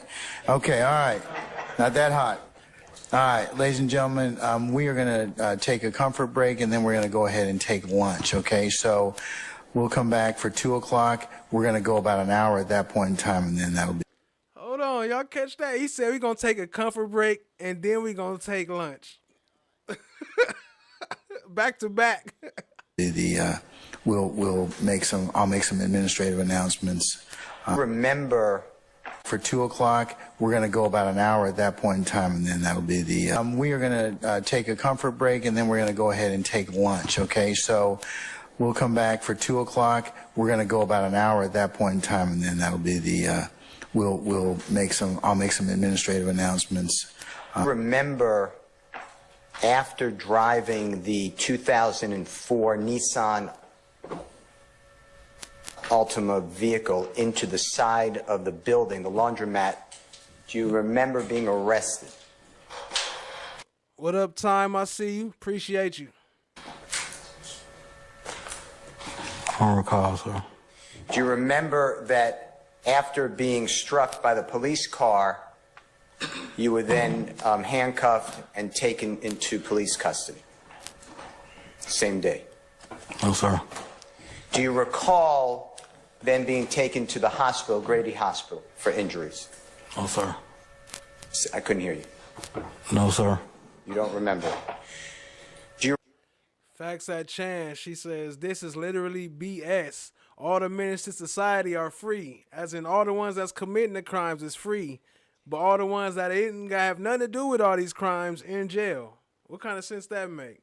Appreciate you, Chad. Remember in Grady Hospital, a law enforcement officer, detective with the City of Atlanta Police Department coming out and speaking with you? My statement was I don't remember nothing from 2013, sir. Do you remember that while at Grady Hospital, this is before ever being taken to the Fulton County Jail, you spoke with that detective? No, sir. Do you remember the detective asking you questions about the incident involving the armed robbery of Mr. Dotson and almost killing police officer Robertson L.? Said he with the wife beater. That's disrespectful. Is it because he had it on or because you said it? And striking the other police officer's vehicle and careening over the embankment into the wall and fleeing. Do you remember that? No, sir.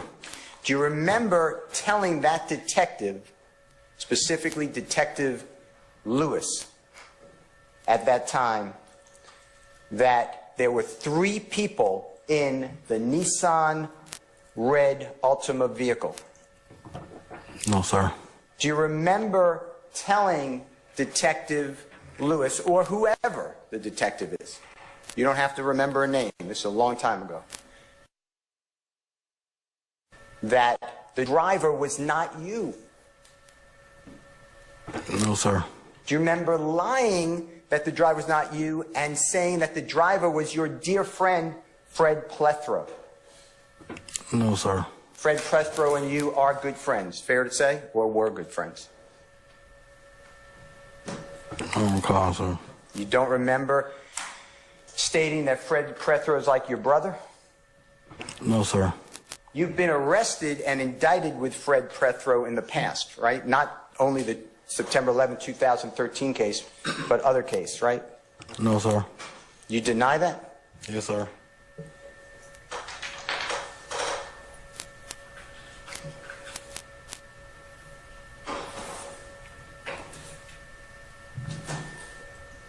To be fair to you, and maybe it doesn't need repeating. I don't remember no case from Let me just finish speaking. Federal. Let me just finish speaking, then. What did you say? I apologize. What did you say? The same thing I've been saying. Okay.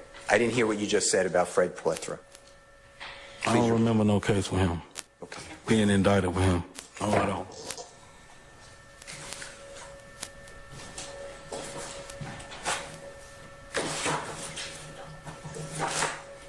Page. That's what the paper says, sir. And you see it's State of Georgia versus a gentleman, Mr. Frederick Plethro, counts 1, 3, 4, 5. You see that? That's what the paper says. Then a William Herman Green with an E at the end. You see that? That's what the paper says. Also, Shadwana, if I mispronounced, I apologize. Shajuana Bean, same last name as you. That's what the paper says. And that's count 1, 3, and 4, right? That's what the paper says. And who is, if anyone, in relation to you, that person? Objection, Your Honor. That's to relatives. I sustain the question. Remember what you asked him about, Mr. Steele. All right. And then your name is at the end. See, Adrian Bean, count 1, 2, 3, 4, and 8. You see that? That's what the paper says. Okay. And on the right-hand side, it gives the charges. You see that? 1 through 8. Yes, sir. Possession of marijuana with intent to distribute, possession of cocaine with intent to distribute, possession of firearm during commission of a felony, possession of firearm during commission of a felony, again, possession of firearm by a convicted felon, possession of firearm by a convicted felon, again, count 7, obstruction of a law enforcement officer, misdemeanor, possession of firearm by a convicted felon. You see that? Yes, sir. And then you see, if you go to the, keep going to. Still going through his charges. Everybody got all these charges. Everybody except for Young Thug, but they calling him King Slime. The right part of that page, it's written at an angle. You see that it says that upon the motion of the Assistant District Attorney, within indictment is ordered placed on the dead docket and the surety, meaning bondsperson, is relieved of liability in this case. This is the 25th day of July, 2011. You see the judge signature, and that says, as only to you. You see that? Yeah, so what the paper says. Okay. And then on the next page,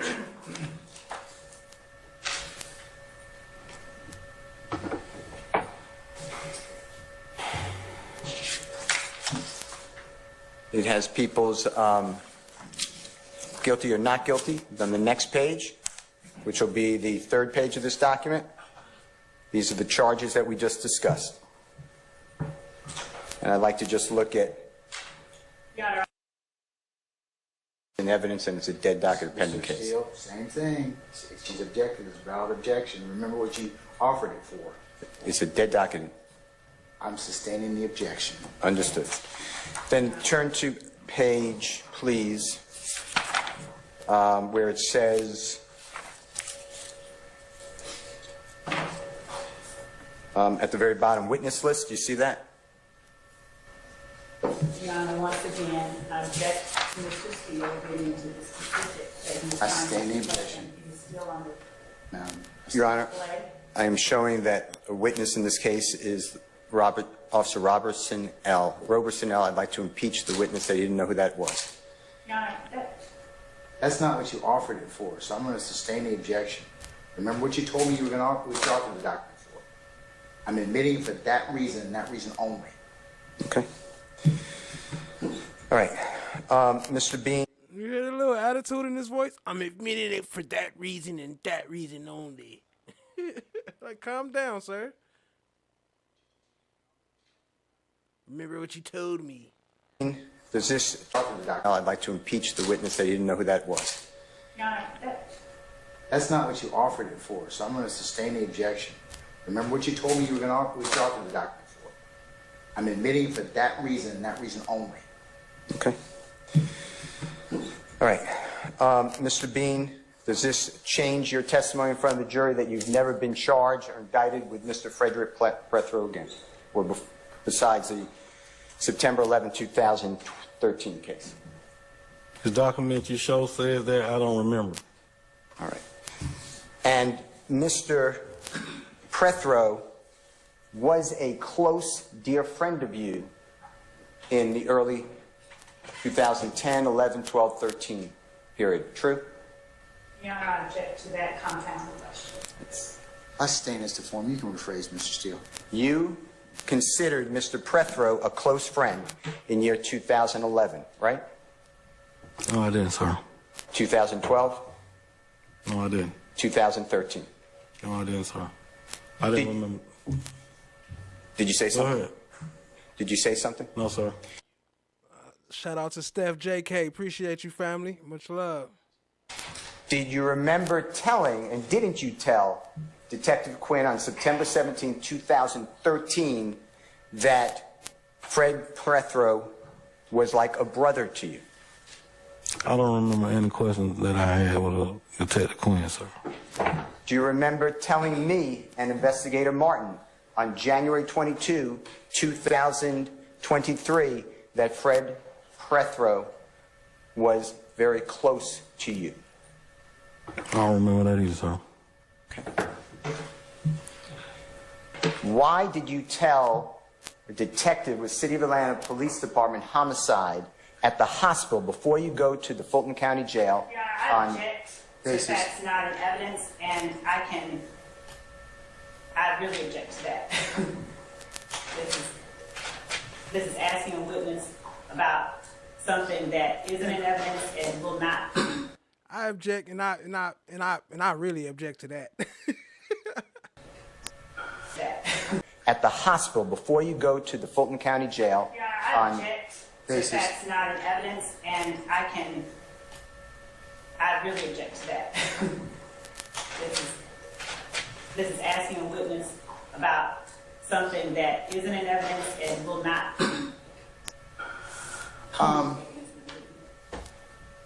It's his statement, Your Honor. Your Honor, There's, I'm going to overrule the objection. Well, let me ask the question, okay?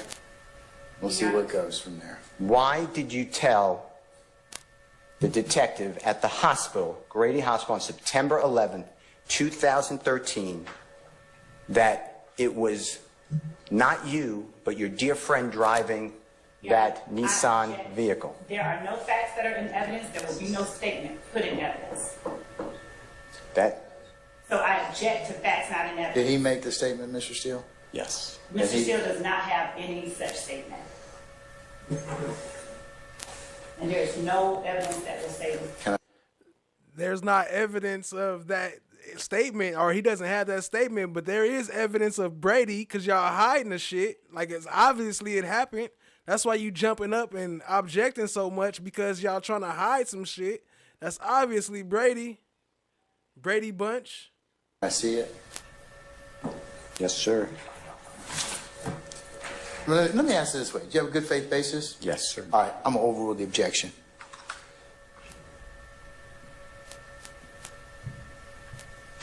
Do you remember at time of 44 minutes, 56 seconds on September 11th, 2000?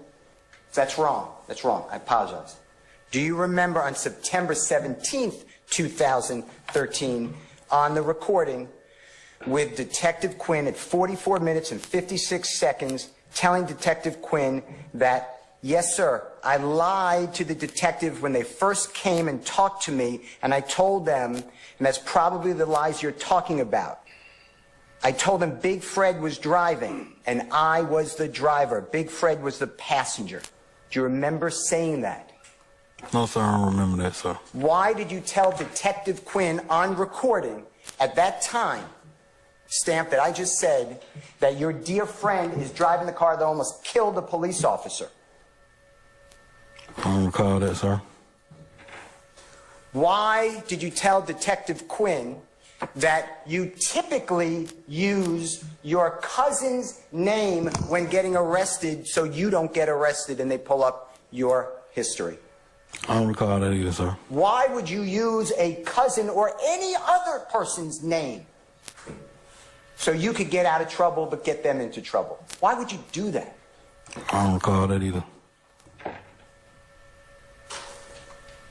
When at the hospital, Your Honor, I object to the hospital statement because that is the part that is not in evidence and that will not come into evidence. Is there a statement? yes, sir. Show that to Miss Love. You have a good faith basis, that's fine. I sent it to Miss Love this morning before 6 o'clock a.m. It's a 10-minute recording. It is not a statement at the hospital. It is a statement with Mr. Steele in 2023. Mr. Bean admits to making that statement at the hospital. This is all proper. And you probably need to orient him to before you ask that question. Okay.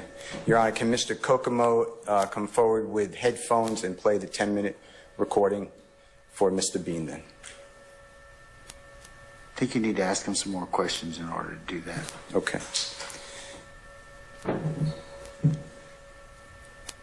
Do you remember having the ability to make a phone call or phone calls from the hospital from non-recorded lines to your wife, Courtney Bean?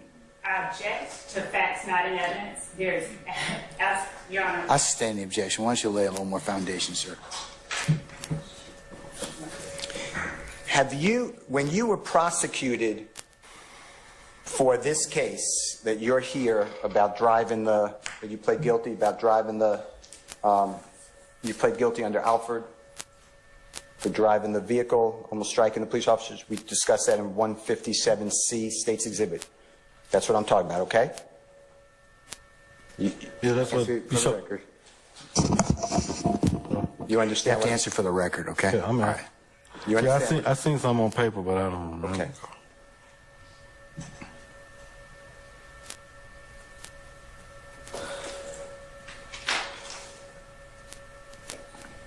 On that case, before going to Fulton County Jail, you went to Grady Hospital. Remember telling me that? And Jimmy Martin Jr. on recording? I don't remember in the conversation we had, Mr. Steele. And it's me. I'm confident it's not you, so I apologize, but I can't hear you. I know you said You can't remember, but then there were other words. Can you repeat What was what your you name? Mr. Steele, right? Yeah. Yeah, that's what I said. What did you say, though? I don't remember any conversation that me and you even had, sir. Okay. Okay.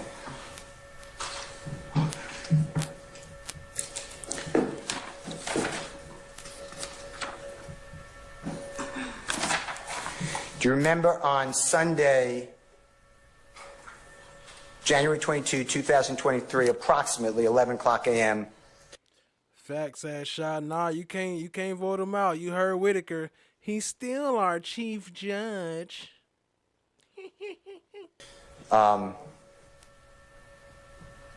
listening to a jail call that Jimmy Martin Jr.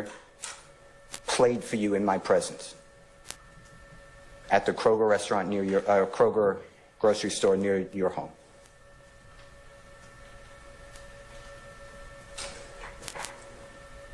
I don't remember any conversations I had with you, Mr. Steele. Do you remember at that Kroger restaurant, Kroger grocery store near your home on the same date? You're all going to be the same date.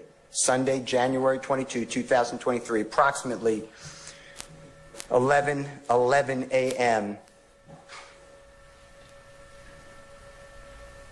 Jimmy Martin Jr. and I introduced ourselves to you, and I made it known that I represent Mr. Jeffrey Williams, performer known as Young Thug, in this pending case. Do you remember that? I don't remember any conversation we had, sir. Do you remember being asked your telephone number by Investigator Martin and giving him a number? I'm not going to say it except for the last four numbers, 0730. Do you remember that? No, sir. Do you remember being asked by Investigator Martin your date of birth and giving it as June 22 of 1979 and stating that you're 42 years of age? That while that judge may have had his reasons, in this particular situation, I look at the same factors he looks at, but reasonable people may differ. Right. And Your Honor, the court is exactly right when the court states that this way. I think when Mr. Kendrick, if you watch that video, Mr. Kendrick is getting more and more wound up. I noticed that. I noticed that. Interrogation, and he's done. He's had it with a lot of them. Now, just because they let him cool off for 45 minutes and eat a sandwich for lunch, that doesn't cure that. That doesn't mean they can come back in and immediately start interrogating him about Kendra Morton, which is what they do. All right. Folks, here's what I'm going to do. I'm going to take, I've got something I have to take up now, unrelated to y'all's matter. Let's just take something. I believe lunch may be here. Is that, all right. I'm going to go ahead and let you all eat lunch as our jurors will be back shortly. So let's go ahead and come back for 1 o'clock. And I'll see if I can make a decision. I got to take up a couple other things with you as well, and account for our jurors. Okay, and we also, Your Honor, have, of course, to take the floor. The state would like to play the remaining portions of the video that we. I don't need them. I don't need them. I really don't. I think this is the crux issue that you've all have identified for me. I really don't need the rest of. I'll admit states 1, Kendrick motion 1, and states 2 for the video statements, but. This would be whether or not it's an equivocation I'll accept what you told me, Ms. Love, about the other circumstances involving this particular statement. But And Your Honor, as Mr. Weinstein just said that he was done and all of that, I think it's important that the court see his demeanor and the context of the conversations that took place prior to Detective Golphin, and that doesn't make it doesn't. Once you're trying to parse this out, Ms. Love, and you're doing your job, but here's the problem. An equivocal statement stops interrogation. That's what it does. So for those who don't know, this part they trying to get in Diamante Kendrick or Yak Gotti. They're trying to get in one of his statements from an interrogation he had, but he had already requested his lawyer, and she's still trying to fight to get it in after he didn't denied it like 5 times, and she's still fighting. But anyway, you know how that go with her. Shout out to FFS, FOG. Thanks for allowing me and Steph to come in and actually say stuff without being worried about being booted by a mod. This is for any immature comments that Steph JK will say. Can't stop her from FFS. Appreciate it, family. Appreciate it. You know, like I said, y'all can speak y'all mind as long as y'all ain't being offensive or, you know, doing anything to get me booted off the channel.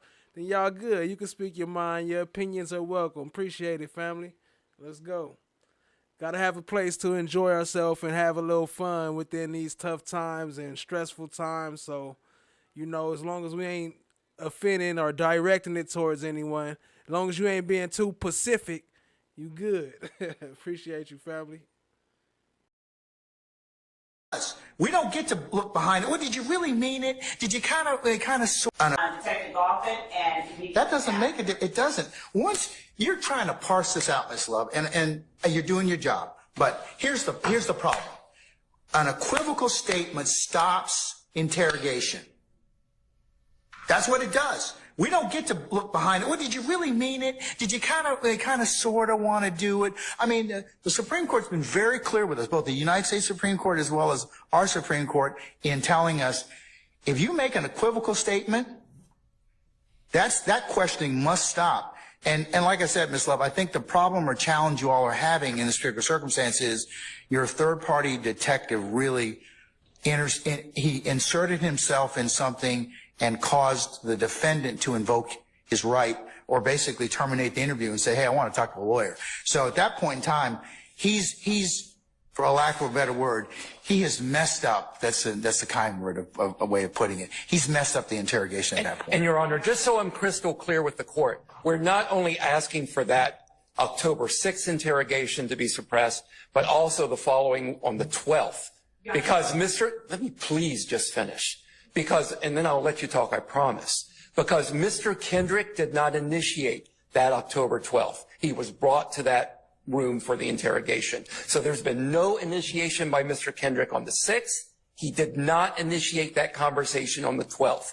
Once he invoked his right, as this court points out, it's done. If I decide that, yeah. Thank you. We don't have evidence, but we do.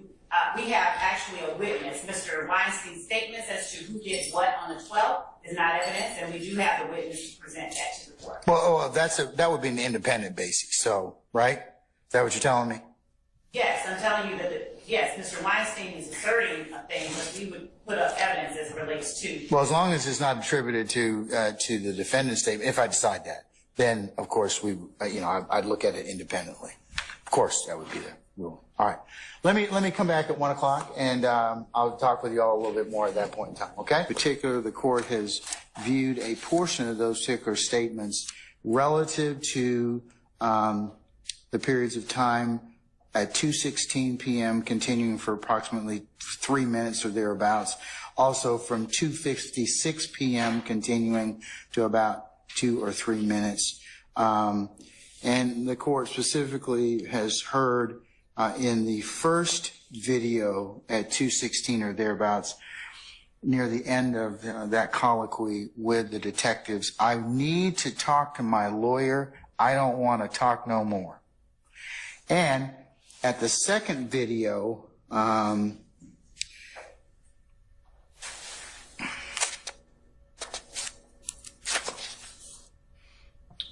starts at 2:56 p.m., goes for about 2 to 3 minutes or thereabouts, and stops at 2:58 and 53 seconds.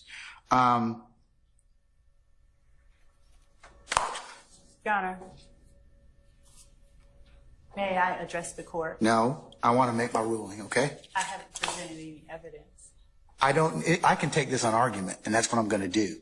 I'm going to, in terms of the what's been admitted for the court's consideration, that particular portion of the video is what I need to focus on. What I need to focus on is whether or not Mr. Kendrick was in custody, whether or not Miranda was appropriate at that point in time, and whether or not he invoked his right to counsel. And whether he reinitiated it. Yes. We have the officer to talk about that. I don't need that at this point in time. I really don't. I'm of the opinion. I also had a chance to take a look at Mr. Uhelski sent me as well, and I'm sure the other counsel got a copy of the United States versus Kendrick, both the district court order, which was a hearing in front of Judge Alan Baberman, the United States magistrate, and then Judge Mark Cohen, United States District Court judge. And then the appellate opinion was an opinion based on sentencing. Mr. Kendrick appealed That's what the stickers say. the severity of his sentence. So I'm taking a look at the appellate order, at the trial court order from Judge Cohen, adopting Judge Baberman's findings. Right. And I make it very, of page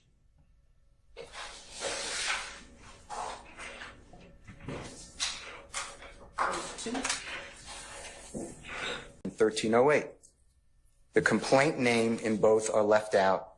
The date of the report is the same, 9/17/13. It says reserved, and nothing's in there. It then has a narrative section with an affidavit. Your Honor, the first paragraph has Detective Lewis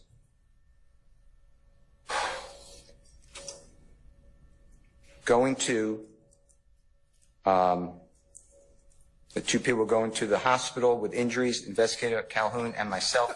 Investigator Lewis went to Grady Hospital. If you remember from the testimony, Investigator Calhoun goes and meets with Mr. Plethro, 3 people in the car. Investigator Lewis goes and meets with Mr. Murphy. Investigator Calhoun recorded it. I have this report on Investigator Lewis. Next paragraph of C and D are identical, Your Honor. Once we arrived at Grady Memorial Hospital, there were 2 males being brought in for gunshot wounds. I was advised by the Grady medical personnel were not life-threatening. We could speak with them once they got stabilized. It's going to be identical. The next paragraph, Your Honor, the first 2 lines. The first line, I spoke with Walter Murphy and C. Yo, shout out to Melissa. I ain't gonna lie. Sometimes when I be going through some of these, I be just hoping, I be waiting for that. She could talk the ears off the donkey part to pop up. I can't wait to play that part again. I'm gonna have to go grab that. I can't wait, cause I'm gonna have to make a visual so y'all can see her talking the ears off the donkey. C gives a date of birth, 8/9/91. He had sustained a gunshot wound to the left thigh. It's going to be identical. Then it starts, he advised that. In C as in Colette and Charlie. But in D, it says, he advised me during the. Then D is whited out. The entire part is now vacant. C goes on to say that, the other 3 males, now there's 3 people in the car, one named Bean, drove to the laundromat on Cleveland Avenue to meet up with another male to sell an ounce of marijuana for $450, and it goes on. Your Honor, at the bottom of C, it is signed, same looking signature of Investigator Lewis, I presume, on 7, reporting officer's signature. It is also signed similar on D, Mr. Williams D. The APD number is written in on D, but it's typed in on C, and it's the same ID number, 3081. As far as Section 9, which is in the center on the bottom, it says sworn to and subscribed before me, the 17th day of September 2013, in type on C. D, it's in writing. And then on the bottom, it says supervisor's signature, and a supervisor actually signed off on C, which is supposedly a complete report, as also D, which is clearly whited out. In addition to that, Your Honor, on both C and D, there is a statement at the very bottom before the signature, above the signature line, the undersigned being duly sworn upon his or her oath deposes and states that the foregoing is true, correct, complete, and legible to the best of his or her knowledge and belief. So when I sit here and I hear Miss Love tell me how diabolical I am and how I don't have a recording, or I don't have a statement, or I don't have a note, or a summary, or a writing that Mr. Bean was interviewed at the jail at Brady, the Brady Bunch. the detention center after Miss Love told this honorable court total misrepresentations. I don't know. I assume that she had a good faith belief because that's just what I do with lawyers. But she attacks me like I'm out of my mind when this is in the discovery. This is all, she knows this. And then I'm giving C&D, which is clearly going to come out before your court, because if the state doesn't call the investigator, I'm calling Investigator Lewis. Because this is what I would say is corruption. Because I don't see this often. Do we know why why one statement is incomplete and the other one is? And why I have no recording. And why I only have this on the 17th day of September. And why Detective Calhoun's is all in recording and a report on that day. And why is it that Adrian Bean tells Detective Quinn, when I first spoke to the detectives, I lied to them about Fred Prethro driving? And why is Adrian Bean telling me, yeah, the police wanted Young Thug, Jeffrey Williams, whatever the words are, involved in this case?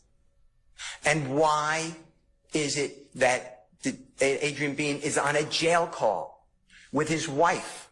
It's the next day. It's September 12th of 2013. And his wife says on that jail call, the homicide investigator, it's going to be Detective Quinn, came by a second time yesterday. That's the date of the incident.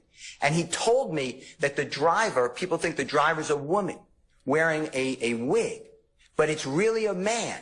It's a boy. And Detective Quinn is giving this information. And whoever the driver's in big trouble, but if Mr. Bean is a passenger, he may not have any charges. And on that same recording, Adrian Bean is telling his wife, they gave us a story to tell. And Adrian Bean tells me, with Investigator Martin, that that story to tell happened at the hospital. Now, he blames it on Detective Quinn. It's also 10 years before, so maybe it's not Detective Quinn. I'm not saying it's Detective Lewis. My questions were, or some detective.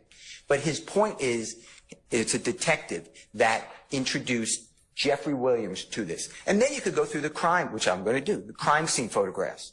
There's not room for 4 people in the back of the car. In addition, there's no shooting in that car.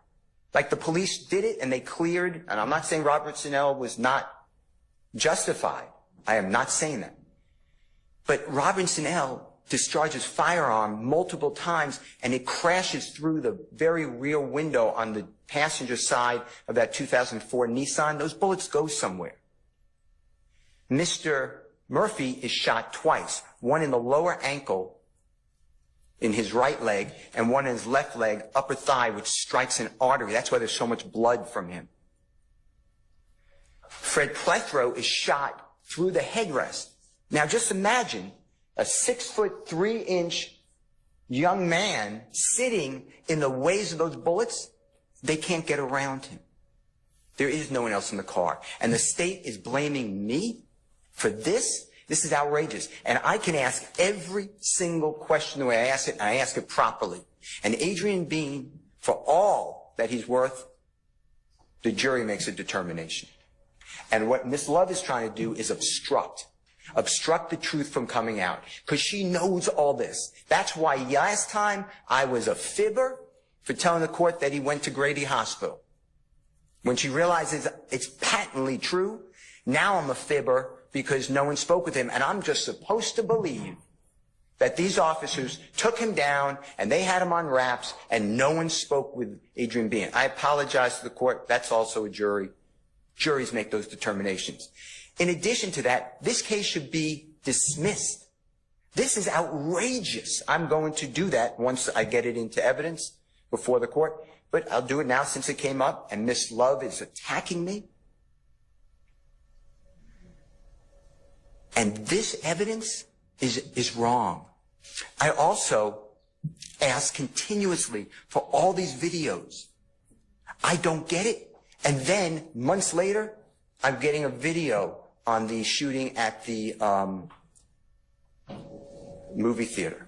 which I know you don't know about yet, but it's about Christmas of 2000, maybe 15. The point I'm trying to make to you, Your Honor, is this is a moving target by the state of Georgia. And no, to say that I have no good faith belief because I can't show this honorable court where these statements are, that's my point. It's Brady evidence. This is all Brady evidence. And if this happened in another forum, the state bar, I'm not doing that. I don't report people. I believe in people and lawyers. I don't know what Ms. Love is doing, but to attack me on misrepresenting to this honorable court, I have never done that. I will not do that. And I will never, ever. FFS the long way. Shout out. Shout out to Shot Diggy. Do it to any court. That's not what we do. But I also understand my duty is to make this process rigorous, zealous, and I am going to fight for Jeffrey Williams in every lawful and ethical manner. Facts at Batty Low. The state being dirty. Like, it's crazy how you can go through every day, and every day we go through the state doing some shady shit. Like, every day. It never fails. Like, for 100 days straight. It's crazy. I need to play that owl video and remind y'all of the owl. Like, we counting. How many violations do it take? Entire time. And that includes destroying Adrian Bean's testimony and revealing the truth. In addition to that, Your Honor, the state of Georgia calls our investigator and wants to know dates and how many times we supposedly met with Adrian Bean. That is work product. That is not a statement. That is not covered in any type of work product, and this is not my witness. So when you ask the court and you never got the answer, but OCGA section 17-6-4B. All right, Shot Digger, you guys speaking lay terms. You know, we don't know what all that is. What's MPA? I know it's JBN. What's that, Jonesboro? What's MPA? It's not mechanics, is it?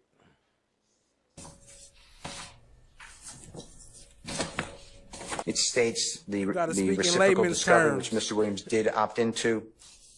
B1 towards the center, but top of the page, it states the defendant, within 10 days of timely compliance by the prosecuting attorney, but no later than 5 days prior to trial, Money, pounds, or as and otherwise ammunition. ordered by the court, shall permit the prosecuting attorney at a time agreed to by the parties. Wait, y'all for real? It's money, pounds, and ammunition, or y'all was just playing? FFS said money, pounds, and ammunition. Shot Diggy said, yep, that's what they said. 19 Crips was arrested. But also, Rich Homie Quan passed like 2 days later. They were saying Pee Wee was in the hospital fighting for his life. All right, hold on. It's going too fast. Or as ordered by the honorable court to inspect and copy or photograph books, papers, documents, photographs, tangible objects, audio and videotapes, films and recordings, or copies or portions thereof, and to inspect and photograph buildings and places which are within the possession, custody, or control of the defendant, and this is what I stress, and which the defendant intends to introduce as evidence in the defense's case in chief or rebuttal at trial. I am not in my case in chief. This is the state's case in chief. I'm on cross-examination. On 17-16-7, which is the other copy of this honorable court, and the parties. Okay, I figured out JBN was Jonesboro North, but money, pounds, and ammunition, where'd that come from? I missed that or what? Am I out the loop or what? What happened? Our legislature wrote, no later than 10 days prior to trial or at such time as the court permits, or at the time of any post-indictment pretrial evidentiary hearing other than a bond hearing, the prosecution or the defendant shall produce for the opposing party any statement of any witness that is in the possession, custody, or control of the state or prosecution, or in the possession, custody, or control of the defendant or the defendant's counsel that relates to the subject matter concerning the testimony of the witness that the party in possession. All right, my bad to keep stopping it. No, I get that. They saying that FFS said MPA stands for money, pounds, and ammunition. I'm saying I never heard of that though. Where did that come from? Who claimed that? Is that a gang or what? Yeah, I must be all the way out the loop because I don't matter. All right, Pee Wee Longway. I know who Pee Wee is, but I never heard him say. Well, I guess I haven't went too deep into him, but I never heard MPA. Possession, custody, or control, and this is what I stress, Your Honor, of the statement intends to call as a witness at trial or at such post-indictment pretrial evidentiary hearing. I am not the person.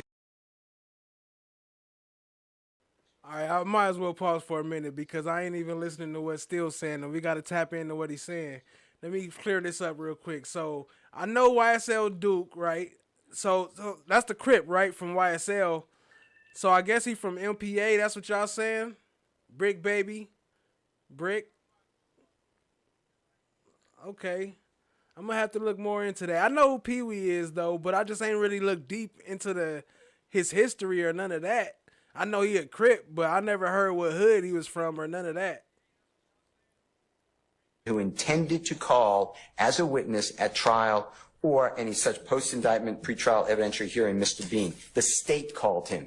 I don't have to, by law, give anything to the state to take me to task and say that I somehow did something untoward is beyond offensive, but I really don't care because it's, you know, I've always learned that you got to listen to who it's being given from. So I don't really care.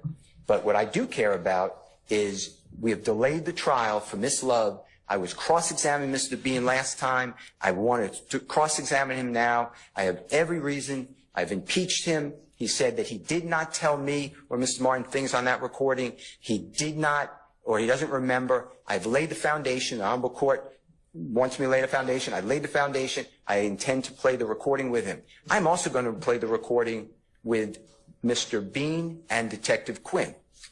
Mr. Bean was asked questions by the state of Georgia. They left out all the parts that Mr. Bean admits that he lied on jail calls to his wife. The state didn't ask him about that. I will ask him. Now I plan on playing that recording. It's about 2 hours and 30 minutes. Then I have jail calls that I'm planning to play, where Mr. Bean specifically tells his wife, and he explains it on the recording to me, they gave us a story to tell. He wants to get out of jail. He inserted Jeffrey Williams, an innocent man. I'm asking the court, under all these circumstances, gave us a story 2 hours and 30 minutes. Then I have jail calls that I'm planning to play, where Mr. Bean specifically tells his wife, and he explains it on the recording to me, they gave us a story to tell. He wants to get out of jail. He inserted Jeffrey Williams, an innocent man. I'm asking the court, under all these circumstances, to use its discretion, and I would like this court to bar this trial from going forward, because this is what I'm dealing with, and it's not only now. You are going to hear this. I know I did it earlier, but you're going to hear it over and over again, and Miss Love continues to try to make me some sort of villain.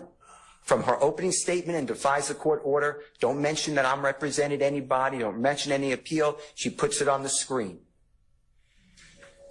She asked witnesses, did the Honorable Keith Adams or I speak with a witness? That is not bias, that's what we're supposed to do. You would go crazy on me and Attorney Adams if we didn't interview all these witnesses. That's why we take these breaks. Because the state dumped on us all these witnesses in September, October. I need to interview them. I've been doing it. And now I'm... Ain't it crazy that they still going through the same shit today? Like 60, 70, 80 days later, they still going through the same thing? From the beginning of the trial, 40 days before this? Being somehow told that that's a bad idea and I have to give the state all my notes and when I met with people and who I met with them with. I'm not doing it. And it's not required by any law. If you notice, the state doesn't cite any law. The state of Georgia also gave me until 2 nights ago at midnight to provide all this information. I ignored that email. The Honorable Court was on it too. I don't know if you read it, but it is obscene. Miss Love is not my boss. I owe nothing except to the law and Mr. Williams. And that's where I am. I am so focused on the law, the court, doing it right, and my zealous advocacy for Mr. Williams. And with all this being said, I don't know how I'm standing here at 2:30 in the afternoon. It is 3:30. That clock's up. Okay. All right, 3:30 in the afternoon, and arguing somehow that I'm doing something wrong. I did not hear an apology from District Attorney Love telling the court that I'm not being candid with the court. I don't want her apology, by the way. I wouldn't want it. I don't seek it. But I do want the Brady evidence. I believe that these exist. I believe that there is a memo, a statement, a recording. Nobody goes and talks with Mr. Bean. Why would he say that to the detective 6 days later? And say, I lied to your, whatever it is, coworker. Well, I'm not looking at it right now. I lied to your detective, your coworker, your son. Why would he say that? And why would Detective Quinn say, yeah, all right, well, tell me what you said? So Shaw Diggy says Kente is the one who Woody kept saying he would wear the wire for. They busted his club like 2 weeks ago. They said he didn't have a liquor license. So that's the one who Big Jeff was talking about, right? That's the one who Jeff's dad was talking about then. Because I remember him talking about club getting shut down for not having a liquor license. Appreciate it, Shaw Diggy. What'd you lie about? Detective Quinn wasn't like, what? You were interviewed? I don't have a statement. What are you talking about? But now, of course, I'm stuck with Detective Quinn telling me, no, I don't have anything, Mr. Steele. So my point to you, Your Honor, is this is total misconduct. This is clearly misconduct. And if it's not evident, I have never, maybe the court has, but I have never seen, this is the second time. I don't know if you realize it, because it was a pretrial motion. It's the second time that statements, police officers' statements are totally wiped out or changed. It happened with a pretrial, tried to suppress some evidence. Honorable Court denied it. I asked why we have 2 police reports. The officer said, I have no idea. Is that when we had the hack or something to that effect? I can't answer that. Yeah, but I believe that there is some. So there was some discussion at that point in time about it. But this doesn't make sense to me because right at the critical point, I don't know how I got it. I mean, but it was served in discovery, so I appreciate the state doing that. But D, Mr. Williams dated today, right at the critical point of he advised me during on D, Mr. Williams D, it's blank. And then on C, as in Colette or Charlie, he advised that, so it's changed he and 3 other males. All of a sudden, we're right there with 3 other males. I also interviewed Mr. Murphy. He said, I never said there were 3 males in there. Get the recording. But I have nothing. So now I guess Mr. Murphy's lying. So Mr. Bean's a liar, and I don't get to present the truth to the jury. Mr. Murphy, I guess, a liar, I don't get to present that to jury. All because district attorney who's employed with the Fulton County District Attorney's Office, District Attorney Love tells me I can't do it and tells this court that I'm manipulating. So I am, I'm outraged. I mean, I've never, as you know, I've never been in court. But this doesn't make sense. And to have a lawyer come up and tell you, Your Honor, how lack of candor I have when District Attorney Love knows all this. This is in her own exhibit that's introduced into evidence on radio traffic. And if she doesn't know it, then say, I don't know the case. I shouldn't be making these representations. And where is the documentation that she had on March 4th telling this honorable court that Mr. Bean never went to a hospital and went right to jail, which concerned this honorable court. And you told me, hey, this is important. You're not going to manipulate anybody. I know you're not going to do it. Figure it out. I know you don't want to play games with the court or whatever your words were. You said all that. I know you wouldn't ever do it on purpose, but I need to know, because if he didn't go to the hospital, you're not going to present it, right? And I said, I won't present it. It's true. But So she got caught lying and nothing happened. She got caught lying saying he never went to the hospital, but then they was able to prove that he did go to the hospital, but still no repercussion, no trouble, no nothing. She just lie and lie and lie. with no remorse. It's not accurate. And Miss Love just walks away without any type of admonition to say, you got to tone it down. This is a trial. Your court called it Battle of the Titans. The Honorable Judge Tom Davis once told me trials are a collision sport. If they don't like what's coming out, that's for a jury to determine. But the rubber has met the road. I am here, I am prepared, I am focused, and I want to go forward. Well, I'd like you to declare that this case should not go forward because I don't understand how I don't have this information. And it doesn't make sense that, oh, no one got the surveillance. Are you joking? Did you see how many police officers are there? There is a recording that you heard. They were looking at the surveillance video. You heard that. Mr. Adams played that. Or the state actually played it. Mr. Adams asked them to play it. But I don't get the surveillance video from September 11, 2013. How is this all just no big deal? I've been working hard trying to catch up with. I work hard too.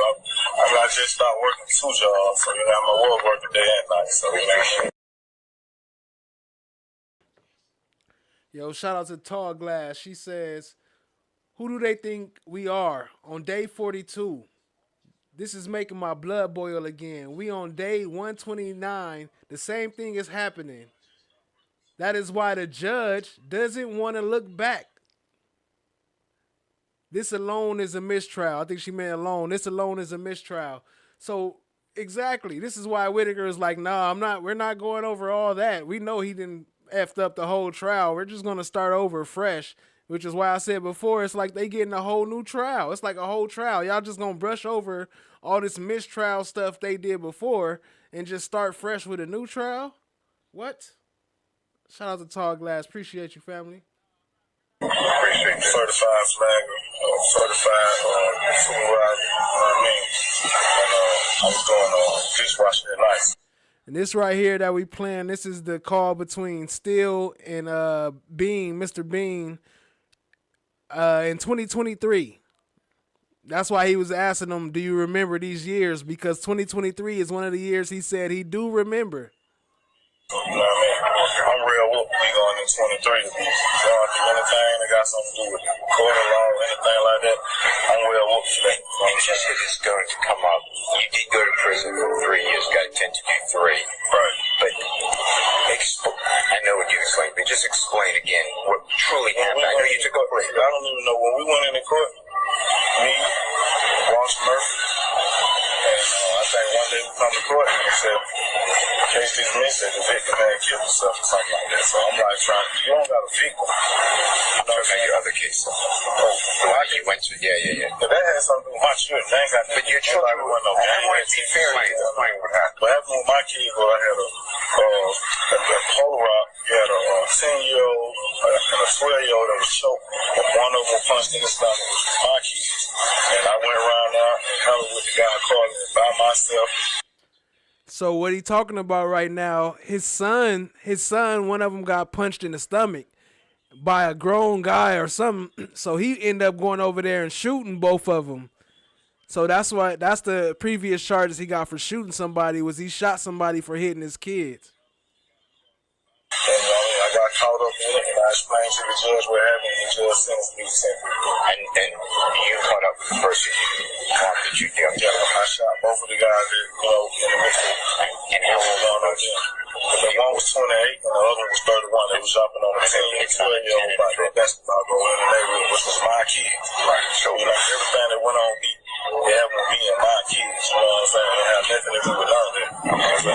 And then, last thing, and I'm sorry that you went through that and your children. Right. YSL. Are you ever part? They're saying YSL's a criminal street gang. Are you ever part of a criminal street gang, YSL? No, sir. Do you know Jeffrey Williams to ever commit a crime? Ever? No, sir. You only know him through his music and his reputation. The only time I ever heard of him, on the radio. You know what I mean? Throughout the neighborhood, you know what I'm saying? I don't got no history with him. I don't hang with him. We live in 2 different separate places. Okay, and whatever happened, And I understand it was dismissed, but on September 11, 2013, as far as you're concerned, that had nothing to do with criminal street gang activity. Why, sir? Okay. No, sir. I ain't initiated that. I mean, like I said, I don't got no tattoos, no name, no sign. Ain't on my body that don't make me. And around me, period. Is it okay? I'm a working man. Is it okay if I turn the tape off? Unless Brian has another question. I just gotta announce the time. Okay, it is now 11:20 a.m. And we're gonna, we're at the Kroger's. We'll listen to your name. The Kroger is your name. Here, January 22nd, 2023. I still repeat, man, you know, Young Thug. On Tara. Young Thug was not in any vehicle with me. Never gave me no permission to do no crime. I'm way over that Young Thug. He never directed you to commit any criminal activity whatsoever. You know him as a good person? I ain't never heard a guy do nothing crazy. No, he take. You heard him, right? Young Thug was not part of none of it. He said it openly. Take care of the neighborhood, he take care of his family. You know what I mean? You know, the street, everybody want to be against the man. You know what I'm saying? So you know how it go. You know, when you in the streets and making money, rich, you do anything with music, you got blowing stuff, and you take their name and put it on what you got going on, and just be, you know, a lot of rappers. You know what I'm saying? You know, they make it be a game, but it's not a game. I'm over here doing good delivery stuff. You don't see me in the neighborhood, bumming around in the neighborhood. I'm in the studio. Right. The man making money. You know what I'm saying? Like I said, that was like 10 years ago. You know what they talk about with me and this other guy just killed himself. That should be over with, man. You know what I mean? If he don't kill It's not over with, but we appreciate.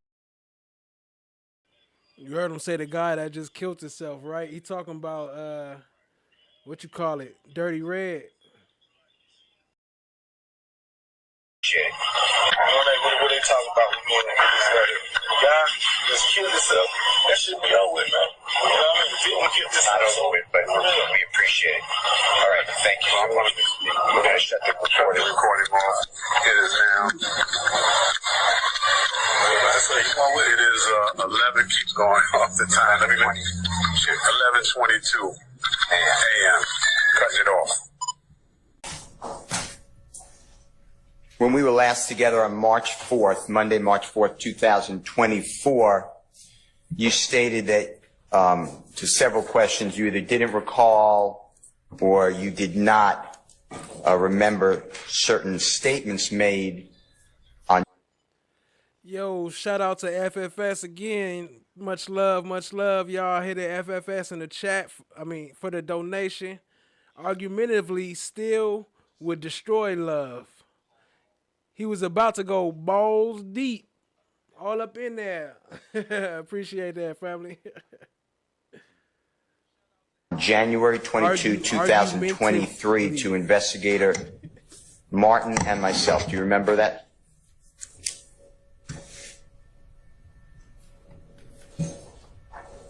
Yes, sir. Your Honor, I move for the admission of Mr. Williams, exhibit number 1. Wait. Argumentatively. 97, and ask for permission for Mr. Kokomo, if admitted, to placing.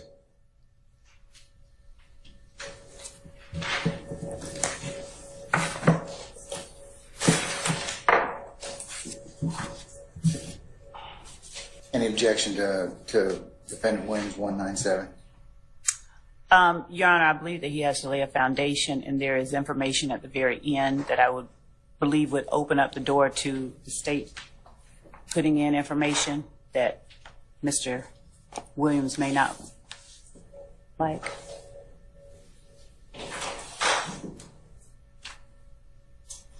I'll sustain it. I will sustain it as a foundation. Lay a little more foundation. I did already, Your Honor. I asked all the questions that were asked, and Mr. Bean answered either he did not recall or okay.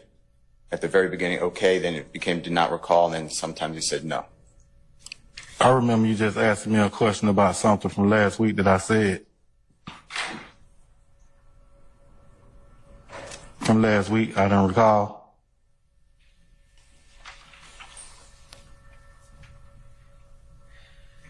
Okay, all right.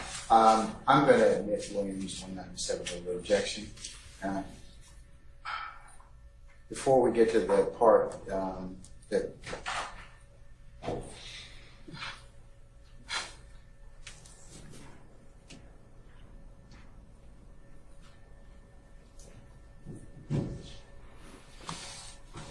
time it can be published as you see fit. Okay. Portion that will open the door for some things. What is this? Well, I think that where the adversary is telling you that there may be an issue with. She'll admit the. Your Honor, this is. Mr. Steele. Yes. Then I need to approach because I don't know what is going on. Why don't we approach? Why don't y'all approach? Let's talk about it for a second. It can be published as you see fit. Okay. Your Honor. Your Honor, there's a portion that will open the door for some things. What is this? Well, I think that where the adversary is telling you that there may be an issue with. She'll admit the.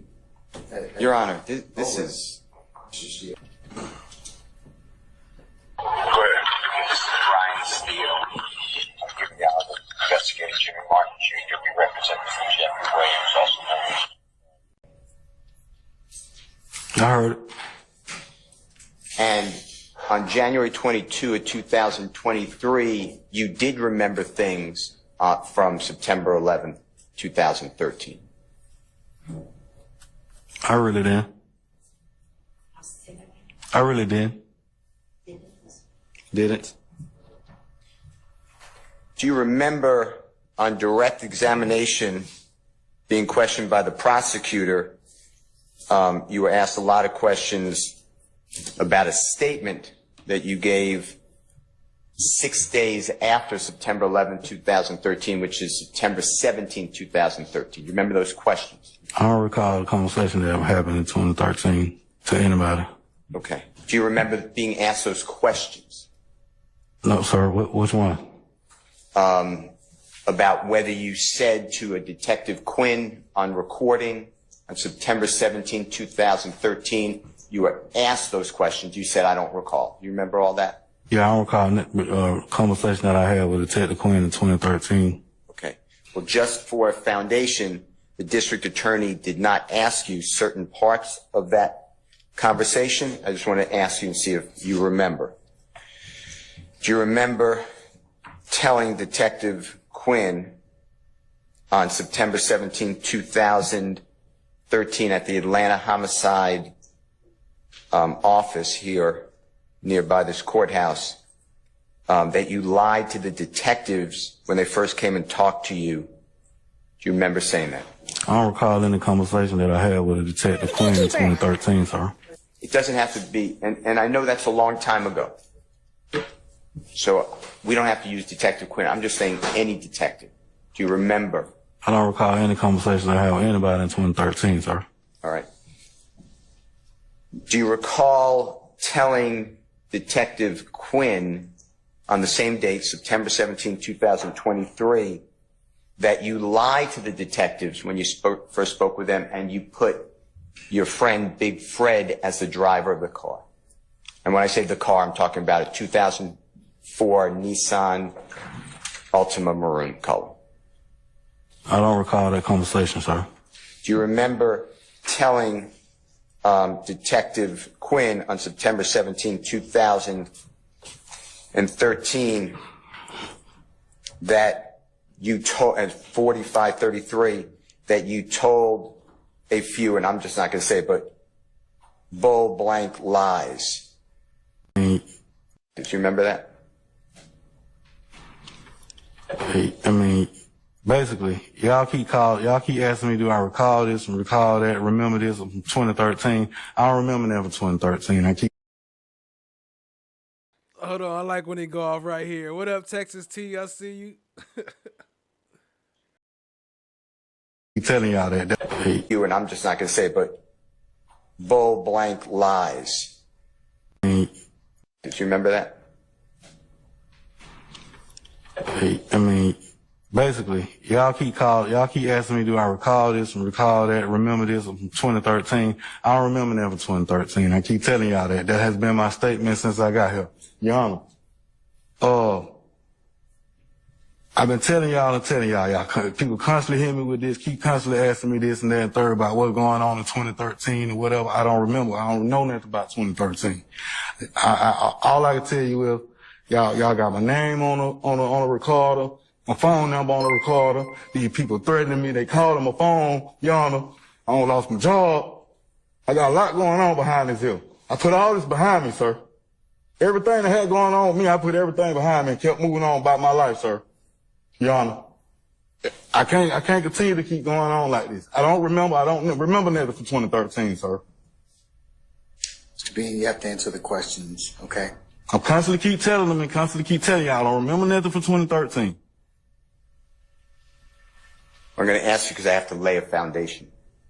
Do you remember telling Detective Quinn on September 17, 2013, on recording, that you add a little more height when you speak with your wife and them from the jail, that you lied to them on I remember y'all trying to assassinate me right now in 2024. That's what I remember.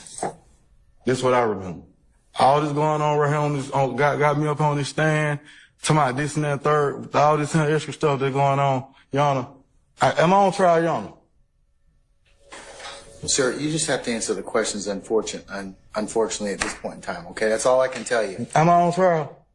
No, sir, you are not on trial. But you have been properly summoned here as a witness, and you're subject to examination until I release you. I never consent to do none of this, sir. I ain't signed nothing. My name ain't on nothing. They come get me. Y'all don't threaten to lock me up. Hey, I got a family too. I mean, come on, y'all. I done told y'all I don't remember nothing from 2013. Come with these conversations. Hey, remember we was in front of the house? Conversation we had in front of the house before we went to the Kroger? Keep it 100, man. With yourself. I can't hear you, Mr. Bean. Can you take your mask off if you wouldn't mind? Keep it 100 with yourself, not me. We had a conversation in front of the house. Yeah. Before we went to the Kroger. Yeah. You asked to go to the Kroger. I never agreed to do none of this from the beginning. Before we even had this, what you just played. Mr. Bean. I keep telling y'all I remember that for 2013. I didn't really remember that then. Mr. Bean, who threatened to lock you up? Sir, I talked to Your Honor. Your Honor, tell you something.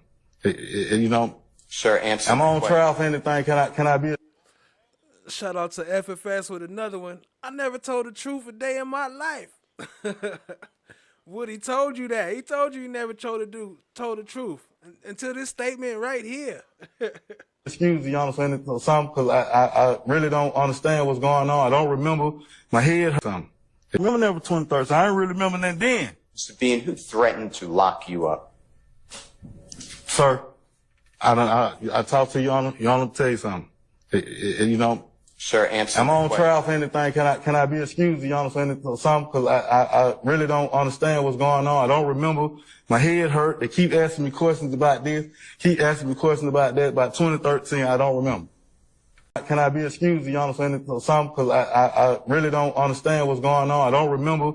My head hurt. They keep asking me questions about this. Keep asking me questions about that. About 2013, I don't remember. No, you can't be excused at this point in time, Mr. Bean. You have to be. You're subject to examination. I don't remember. Who you just told. Hold on. That's my favorite Glanville quote. And so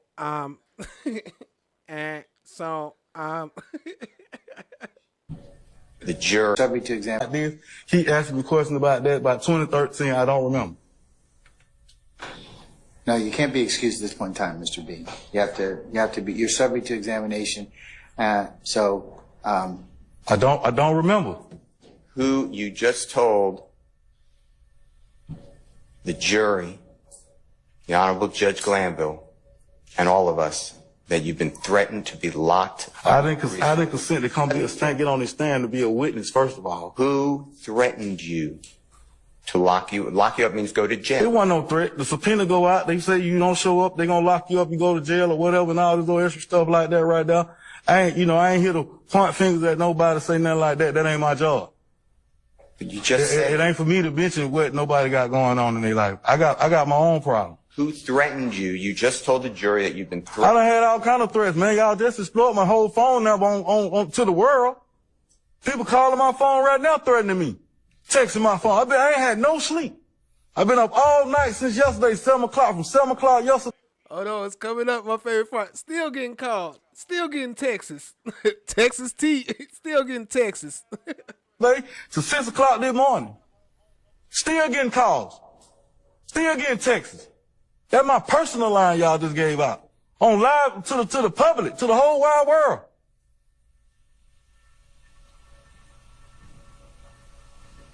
Who threatened to put you in jail, Mr. He's answered that question already, Mr. Steele. Let's move on from that. Do you remember telling Detective Quinn on September 17, 2023, that when speaking on a jail-recorded lines for your wife, I'm visualizing the story, trying to make it all one. You know what I'm saying? I ain't telling them a lot.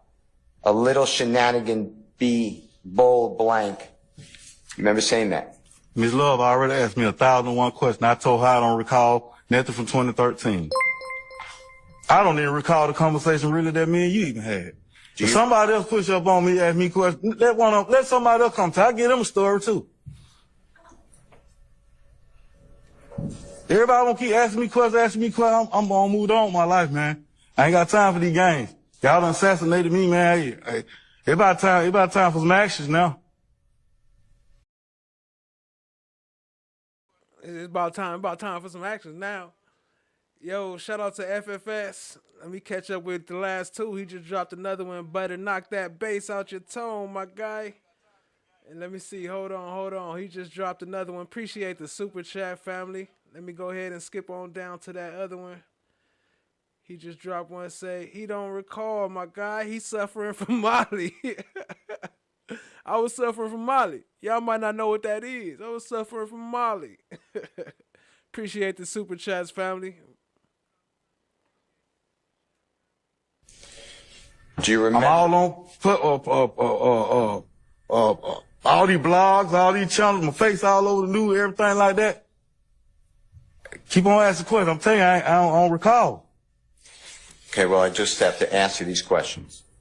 Do you recall telling Detective Quinn on September 17, 2013, that on jail calls, that you bold blanked around with your family a lot, bold blanked around with the story a lot? Mr. Steele, for the completeness of the record, you need to say the word he poorly just used, okay? Bullshitted around the story a lot.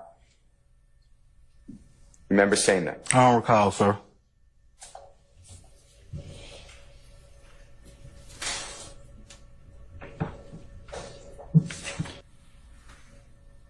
On September 11, 2013, and Mr. Murphy getting in the rear driver's side of that car. Sorry I lied to you, Martin. I just didn't want to go to Arizona. I don't recall, sir. Objection, Your Honor. Cases. Certain facts, non-evidence. That, I sustain the question, Mr. Form. You can rephrase. that's not, Your Honor, I have him on cross-examination, and that's not, certain facts not in evidence. You can still, if it's not in there, then it's facts not in evidence, and I'll sustain the objection. So you can rephrase it, or you can lay more foundation. There's already been police officers who testify. I've ruled. Okay. So you got Okay. one. That's your choice. Do you remember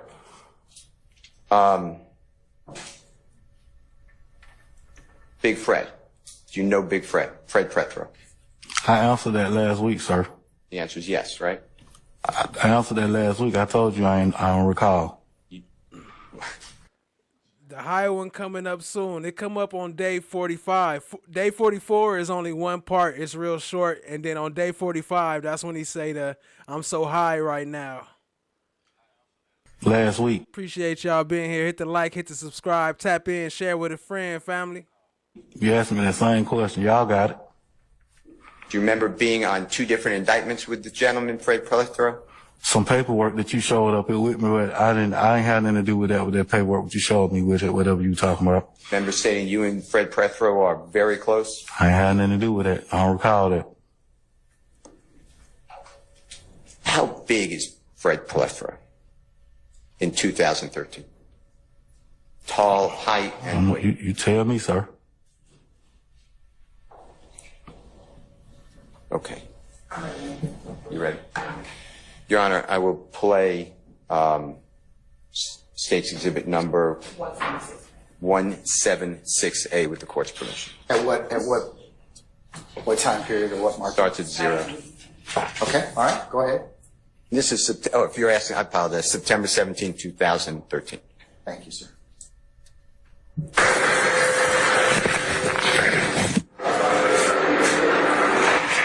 Right at this gate right here. Good morning, Lieutenant. How's it going?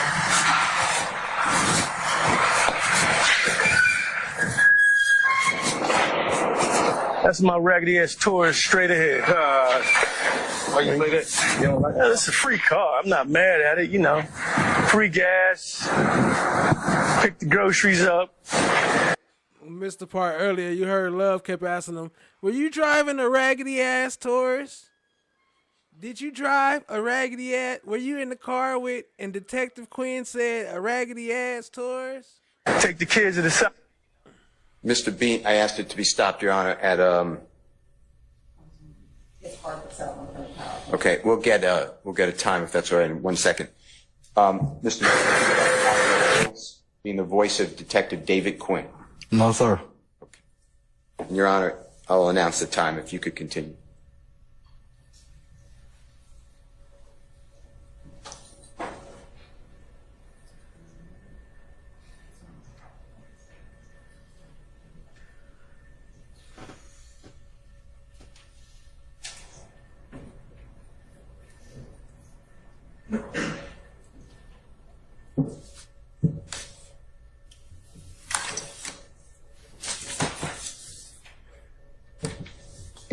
I caught it when I was making the cartoon, Texas T. I was recording the cartoon, and I heard him say, still getting called, still getting Texas.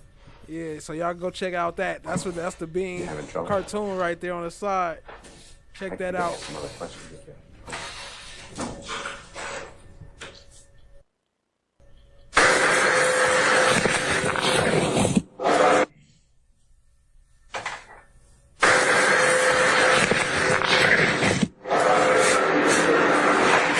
Right at this gate right here. Right. Good morning, Lieutenant. How's it going?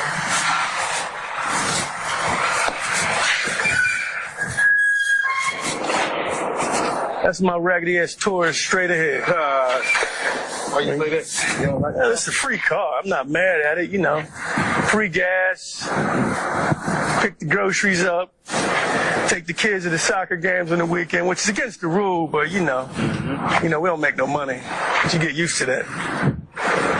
Y'all get good. No, we don't, man. Not even, man. I'm just glad to be employed, my brother, and be healthy. Take care of the family, you know what I'm saying? Like you. You're a family man. Try to. You're a good family man. Try to make sure my family, praising, fed. All that's really important.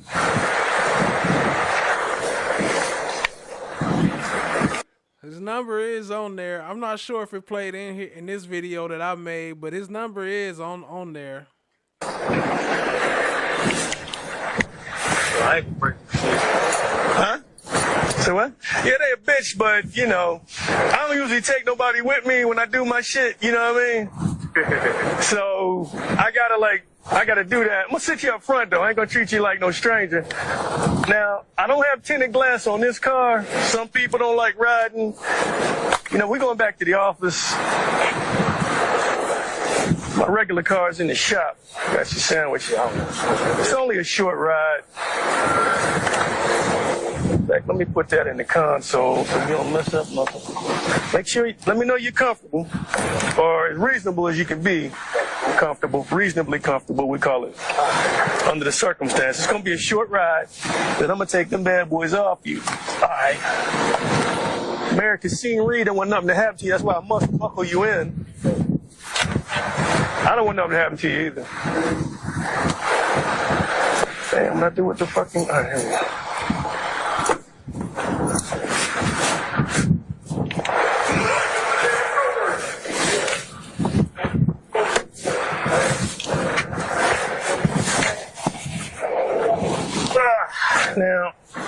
Now that we're in the car,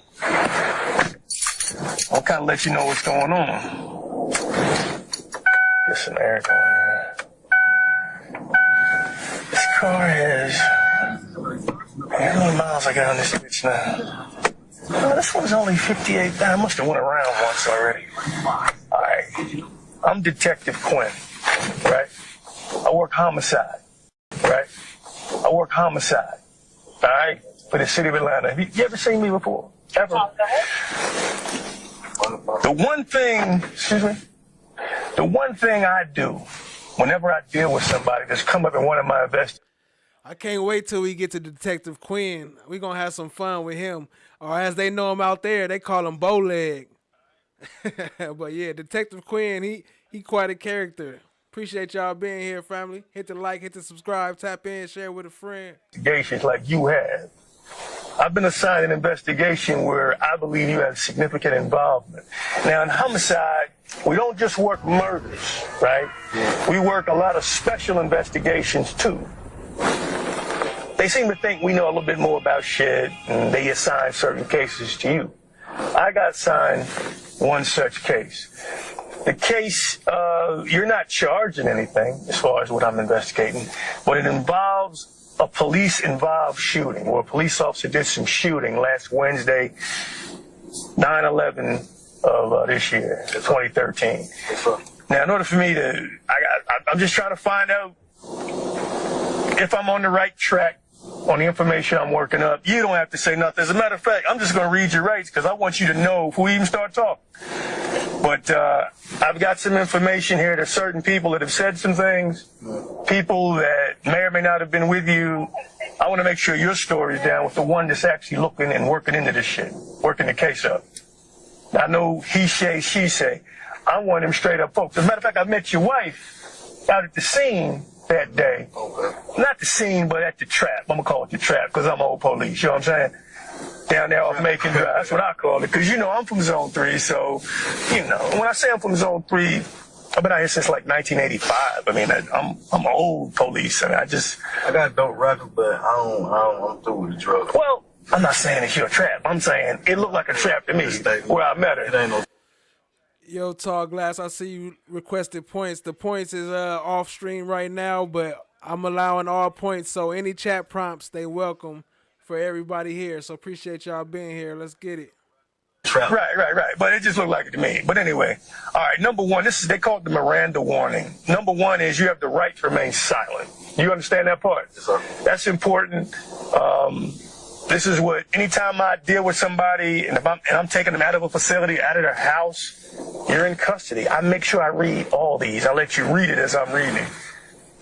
First of all, how far did you go in school? 11th grade. All right, you reading right pretty good or no? All right, reasonable. All right. Number two is anything you say can and will be used against you in court. Do you understand that? Yes, sir. All right. Number three, you have the right to consult with an attorney and have an attorney present during any questioning. That's at any time. Do you understand that? Yes, sir. The fourth one is if you cannot afford an attorney, one can be provided to you before any questioning at no cost. Now, do you understand what I read to you? Sir. Now, here's the thing. I'm going to be completely honest with you about everything. Not only am I going to be honest with you about what I believe happened out there, I'm also going to show you evidence because I don't hide anything. My reputation with the courts is I give it all up.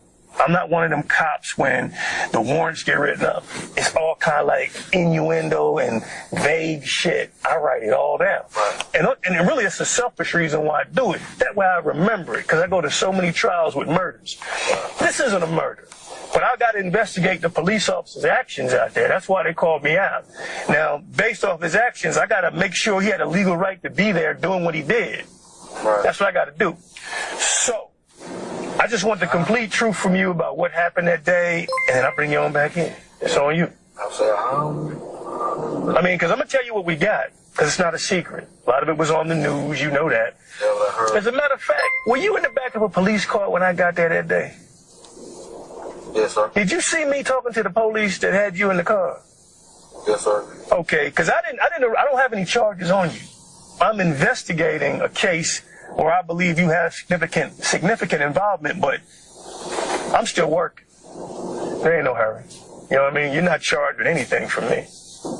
But so that's all. Shaw Diggy says he's a charmer. Shaw Diggy, let me ask you something. Did Detective Quinn sleep with Bean baby mama? I got some evidence that seems of that. I mean, just by not evidence, but judging by some of the later call.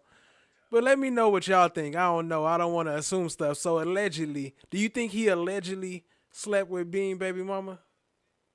Just wondering for a friend. I want you to know before we even get started.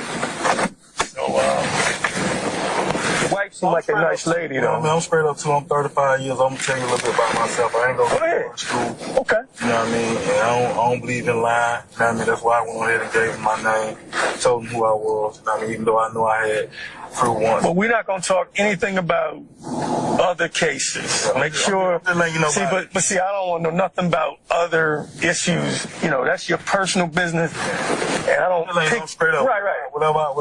I mean. Okay. All right. But I I've got you in that Nissan, that red, burgundy, whatever color it was, Nissan, and I got to understand what was going on that day. I think I know, but maybe you can, steer me in another direction, because I just want the truth. See, the one thing a lot of cops do, they rush up on shit, and I only know it because I'm old police. I've been a police officer 28 years. Most of it in Zone 3, a lot of it on Bankhead. Those are the only two places I worked. 10 years in Zone 3, 5 years on Bankhead. So, I heard some things before. I've seen a couple things too. What I'm saying is, it's important that you understand. All I want from you is the truth. Now, I can't give any hope or benefit ever. I can't promise nothing. All I can do is take the truth, make some sense out of it. I gotta let them know I'm transporting somebody. I don't never do shit the right way. Pardon me for 1 second. I'm supposed to tell them where you're going and shit. 4139. 4139. Show me transporting one from 901 Wright Street to headquarters. My beginning is 58777. Oh, okay. 0956 hour.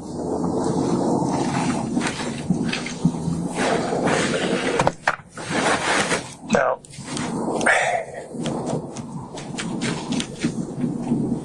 I just don't really understand what was all going on out there. But again, like I was saying, I just saw the look in your wife's eyes. I met her by accident because, and I'm just telling you straight up, skateboard, Yo, shout out to Aries One. Appreciate the gifted membership. Welcome to the fam, Melissa. Appreciate that. Y'all type a A1, a 1A1 if y'all don't mind. Or actually a 1 heart 1. That's my sign. I'm going to throw out for one love always. 1 heart 1 for Aries 1. Appreciate y'all, family. Or 1 heart A. Any of those combinations, however you want it. But appreciate it, family. But yeah, I do got a question about his video. I don't know. Shaw Diggy say she don't know either. So on her recording, when the day that he went to go see her, it sounded like something was happening. But I don't know. We're gonna get into that the next time on the next one when we get into Quinn. We gonna get into that. Appreciate you, family. He told me a few things. He put me up on some stuff. I know you know who Skateboard is, right? That's the white boy. Yeah, the white boy. And, you know, he was shook. He ain't never seen no real shit like that. You know, he didn't know what was going on. And I guess they had borrowed the car from the little Mexican kid's old lady. And, you know, she's upset. Her shit's all fucked up. But we'll get into that. I just want step by step what you remember about that day. And then Appreciate the one heart ones. Yeah, that's what I said. But one heart A is really what it's gonna be from the future. But they all count, so we appreciate the love, family. Appreciate y'all showing her some love. But from the future, what I meant, shout out to Texas T. One heart A is for one love always. Appreciate it, family. and I'm gonna tell you. You know, I was ran over by the police car and blacked out. Okay. You blacked out? Okay, we'll get all that down. But let's get it in an order. A nice order of how things went. I saw the picture of skateboard and car and all that. Well, you know, just want to know how you came up with it. So where you grew up in Atlanta the whole way, or was it College Park? Okay. You got two sons? Three? Two sons and a daughter. Yeah. Got 3 kids now. Okay. 17, 12, and 10. So what side of town do you crib on? I mean, cause I'm over on the west side. I live on the west side. Okay. Hold on, you hear what I'm trying to say? I'm laughing, trying to sound cool, got me tripping on my words. He said, what side of town you crib on? What side of town you crib on? Be over on Macon Drive. Yeah. Got 3 kids now. Okay. 17, 12, and 10. So what side of town do you crib on? I mean, cause I'm over on the west side. I live on the west side. Okay. I be over on Macon Drive. Okay, that's like your neighborhood you grew up in, or okay. Cleveland Avenue. Good God. That's where I started years ago. Cleveland Avenue. You was a young boy then. But and most of my time in Zone 3 was in Mechanicsville. That was my shit. That's where I did what I do. I loved Mechanicsville. You ever know anybody from Mechanicsville? Man, I loved it over there. Back when it was the Bricks. What was his name? Cleveland Lamar. What year was that? 97, I thought.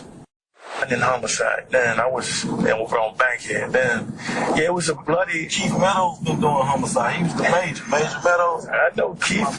We came on together. We came on around the same time. Chief now, they say he's doing school detective work or something like that. Yeah, I think they'll make Keith a chief before he leaves. You kind of favor that family a little bit. When you call his phone, though, he say chief. Yeah, he's a funny dude. I remember, you know, we started the union together, the police union. We back in the 80s. Because I probably got a year more than him on the department, about 1 year, maybe 2. He's a good dude, though. I know his wife, good dude. He used to be the commander over homicide. And he was a lieutenant in homicide. He was a sergeant in homicide. I'm surprised that Joker ain't still in homicide. He spent most of his career over there. I mostly handle the cold cases now if I'm working a murder. Some old shit. Joker's down in prison. Me calling a nigga, be like, listen. Because you know what happens when them life sentences on them killers, when it sinks in, because it don't sink in probably like maybe 5 years. They realize I ain't going home for like at least 25 more summers. You get 30 summers in prison in Georgia for murder. And like, you would not believe how much. And I low key think that he when he first called out, I I don't know how to explain it. He was trying to call. He was letting Bean call his girl, but then I think she called him back, and then he was like, "Hold on, I'm gonna call you back. I'm with somebody else. I'm gonna play it later. I don't know. I don't want to misquote and make too much allegedlys, but it's funny though. We gonna get into that later though. Appreciate you, family. Appreciate the super chat. I met your wife. She seemed like a real nice lady. Yeah, he smashed the old boy wife. Appreciate you for the super chat, family, for all the support. FFS, y'all type of FFS in the chat, family. Information jokers have once they go down the road. Oh my God, it's so much shit. You be like wanting to put a sock in a motherfucker's mouth. You like, wait a minute, man, why you say this shit back then? You know, because that's what I'm saying. I can't do nothing with this shit. But I've been in there doing the same thing. I don't know what's going on. Well, here's the reality. Buddy, take on one mission. We go early in the morning, go get some codeine, lean, drink. All that lean. Inspired from now to take me up the street to holler at this other dude. And next thing you know, he hop out the car and wildfire shots go to car and everywhere. So I don't, you know what I mean? Everything just happened so quick at one time the way it just threw me all the way out to. I don't know what's going on. I was thrown out. You know what I'm saying? So yeah.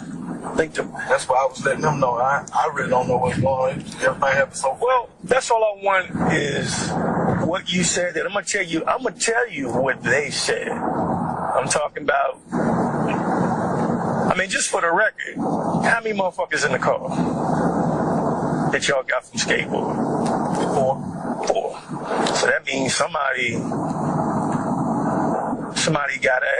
assed up and got up out there. They left. You know, because, we ain't got 3 of y'all, right? And again, it was because of the officer shooting his gun that I got called into this. I wouldn't even have been called into this. I only work murders and special investigations. And anytime a police officer uses that kind of force, they'll call me in. So I'm going to go through everything, get dates and times when we sit down in here. You probably give you a chance to eat your lunch. Let me get all my papers, get the pictures of the people I believe were there. And, you tell me to kick rocks and take you back. Motherfucker, I'm done. I ain't got nothing to say. I'm going to do whatever you want to do today. It's on you. The Joker doing over here. I tell you, man, even I get shook when I see the police lights. I'm like, damn. I'm in this shit. It still might be just a black man thing. I don't know. I was a teenager too, so I've been cuffed up and shit. I know just how that shit feel. Plus, most of my cousins, when I was... You hear him trying to get in there? I get scared when police get behind me too. I guess it's just a black thing. Yeah, I'm Quinn, man. They call me Bowleg. Coming up with doing life, to go visit them motherfuckers. That's all we did on Sunday. I thought that's what everybody did after church. Going to visit folks. Oh, I forgot to do my disclaimer. Warning, Officer Quinn does cuss a lot, so if you don't like cussing or if you have children around, please, be clear that Officer Quinn does cuss a lot. It's not my channel. This is Officer Quinn, Detective Quinn, that's doing all this cussing. That's just my disclaimer. Thank you. Hit the like, hit the subscribe, tap in, share with a friend. But, and I don't travel with a whole lot of police. I don't know. I guess the older I get, man, I feel like sometimes I'm more like the street than I am these motherfuckers I work with, man. I hate to wear the uniform. I hate to put that motherfucker on. Around Christmas, they gonna come, send out notice. All y'all motherfuckers need to be back in blue for the whole Christmas season. Like, that shit gonna stop crime. If anything, being in uniform, help a motherfucker do what he do. All right, he over there, we gonna go around the corner and do this. You know what I mean? I like to have my cheap suit on with my $12 tie. Oh, damn. Something going on in Eisenhower. Fuck going on in Eisenhower? They done shot somebody in Eisenhower? That's not far from your neighborhood. You ain't got no people in Eisenhower, dude. It's not far road. Yeah, that's way down. But damn near to the county. Clayton. You ever been down here in this building your tax dollars are paying for? The new headquarters? Man, just call me Quinn, man. That sir shit makes me nervous. I'm just Quinn. Nobody call me Protocol, I know, but don't nobody call. It makes me feel funny. I know. Well, you can just call me Quinn. Everybody, call me Quinn. Don't call me Detective Quinn. None of that shit. Just Quinn. I mean, this building is really nice, though. I mean, I'm surprised they didn't have an open house, for the citizens. It's the best shit they ever did for us. Got a fully equipped gym in that motherfucker with goddamn saunas and showers and shit, lockers, which ain't good for police because they can slick come back by here on the way home, take a shower. You know what I'm saying? That ain't always a good thing. Oh man, y'all fucking blocking and shit. Come on now.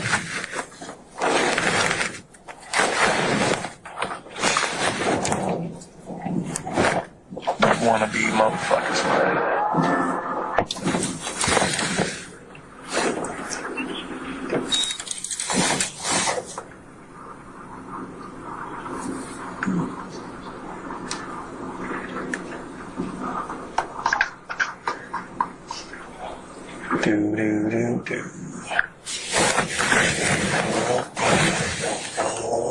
There's an announcement on that call explaining this call is subject to monitoring and being recorded. No, sir. Okay. Do you remember? All right, this day 44. It's almost the next day. He gonna wear the same jacket the next day, so we might miss the switch. But it's day 45 when he say I'm so high. But he look high every day, if you ask me. At all from the Fulton County Jail. I mean, how else you gonna deal with all this shit? You gotta be high to be dealing with this shit. Kids, don't use drugs. Making a collect call to your wife and then explaining that they hung up the phone on me last night. Do you remember that? No, sir. Do you remember having a conversation with your wife? They cut off the phones. Hell yeah. You remember saying that? No, sir. Meaning the night before, no? Do you remember? No, sir. Okay. Do you remember on the same day, September 12th, 2013, explaining to your wife that it's bad in here, I have a big knot on my head, shoulder skinned up, everything going wrong? No, sir. Do you remember then crying to your wife or your voice sounding like it's crying? Do you remember that? No, sir. Do you remember explaining? He hit him with the, do you remember crying? Or your voice sounding like it's crying. Explaining that this shit is crazy. Remember that? No, sir. Do you remember your wife explaining to you that one of your children asked where his daddy was? No, sir. Do you remember explaining to your wife that you want a bond, but you may not be able to make it? Do you remember that? No, sir. Do you remember going to court or explaining that you're going to court at 11 o'clock a.m. that day, which is September 12, 2013? No, sir. Do you remember explaining that you had nothing to do with the crime of shooting Cam? Remember that? No, sir. And Cam does not live here anymore. Do you remember that? No, sir. And the Cam you're talking about is the one that you shot. Oh, excuse me, you explained on the recorded call that the one that you shot could not identify you. Do you remember saying that? No, sir. And do you remember explaining that you need to know whether the victims are coming to court because that will dictate whether you ask for a trial or not? No, sir. Do you remember admitting to shooting these folks on that call? No, sir. And just to be fair, do you remember hearing you explaining that you could have called Chief Meadows? Remember that, hearing that with the jury a few minutes ago on State's Exhibit number 176? No, sir. I don't even have his number. Okay. Your Honor, I'm going to object because that Basis. And that, Hold on, don't say anything, Mr. Bean. What's your basis, ma'am? it assumes that's not in evidence. I did all you need to say.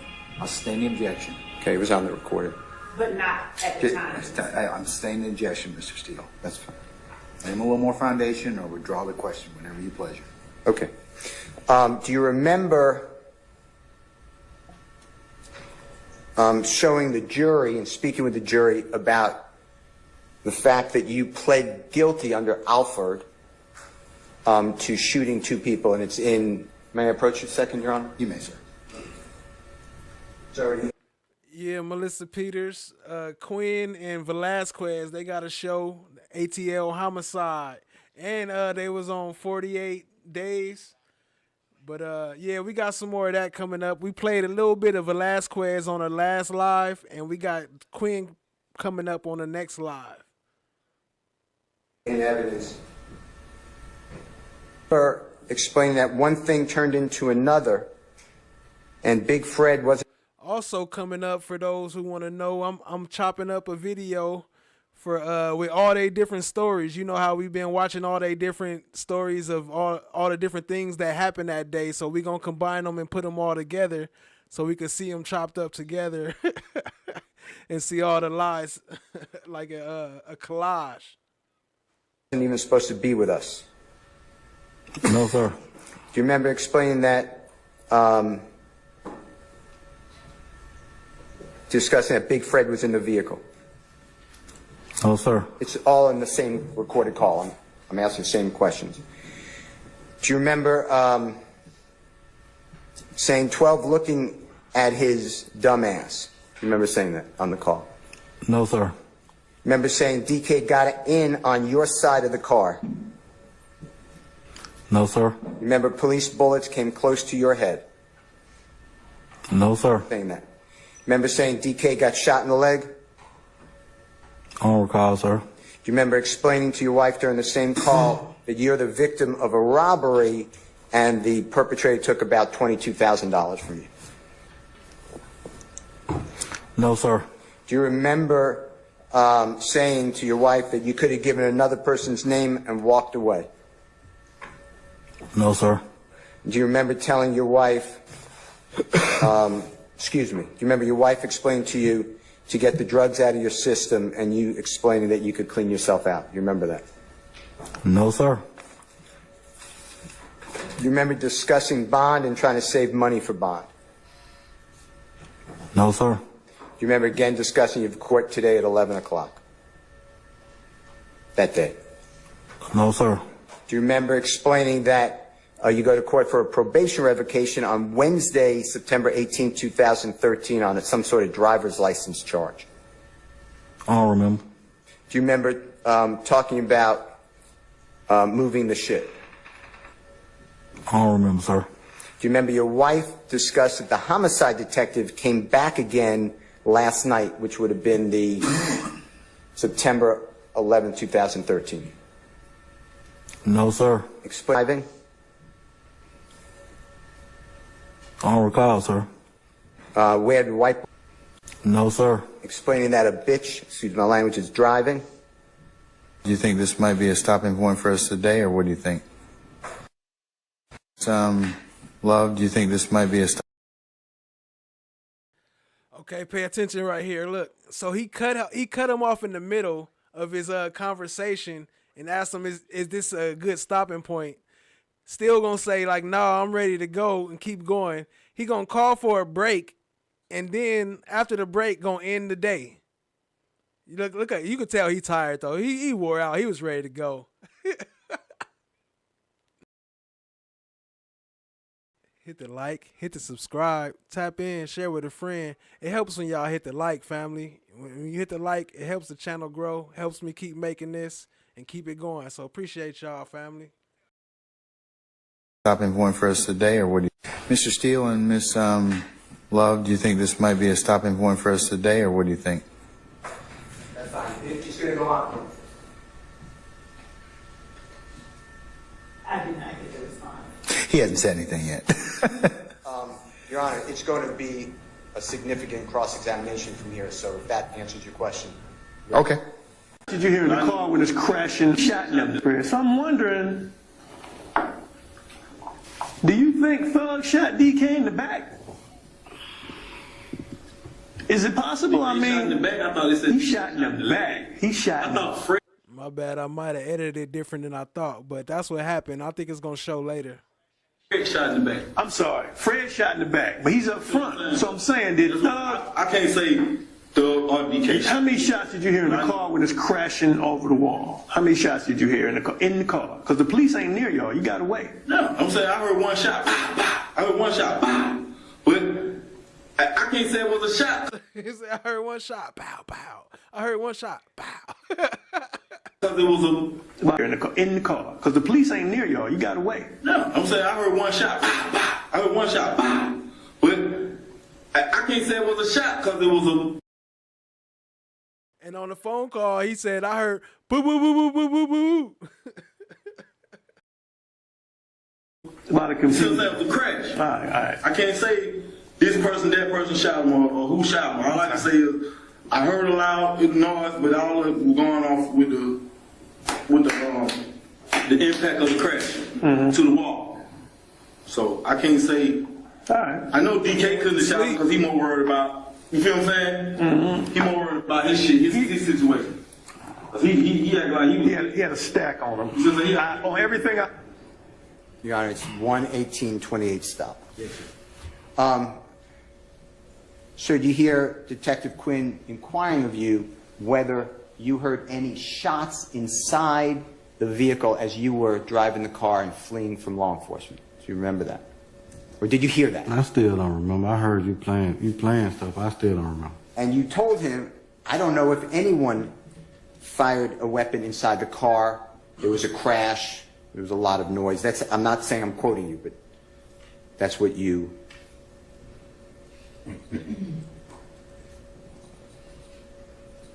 Well, is that what you said? Is that what you heard on the recording? You playing stuff, but I still don't remember, sir. Appreciate you, Steph. Did you JK. take with you when you fled from the police any shell casing that they forced Jeffrey Williams into it? Did you hear you say that? Man, can I get the water or something? I'm so high right now, y'all. I'm about to go to sleep on y'all ass. I ain't gonna tell you no lie. Yes, you may. We're going to take a break soon. Hang in there. Jeffrey Williams into it. Did you hear you say that?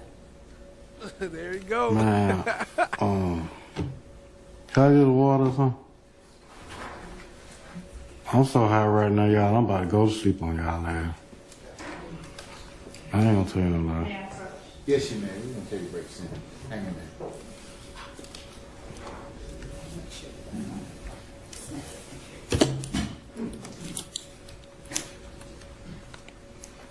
How is he still on the stand? How can you be on the stand after saying that? So high right now, y'all. Do you say that? Man, can I get the water or something? That they forced Jeffrey Williams into it. Did you hear you say that? Man, can I get the water or something? I'm so high right now, y'all. I'm about to go to sleep on y'all ass. I ain't gonna tell you no lie. Yes, you may. We're going to take a break soon. Hang in there.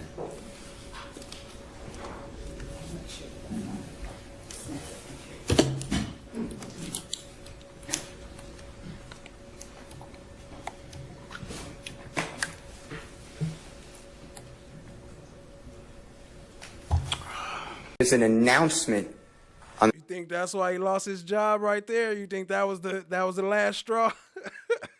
I'm so high right now. On the stand.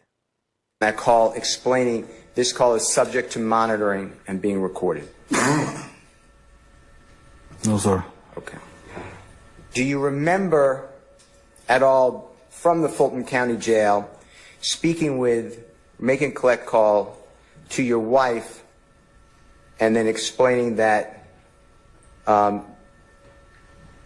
they hung up the phone on me last night? Do you remember that?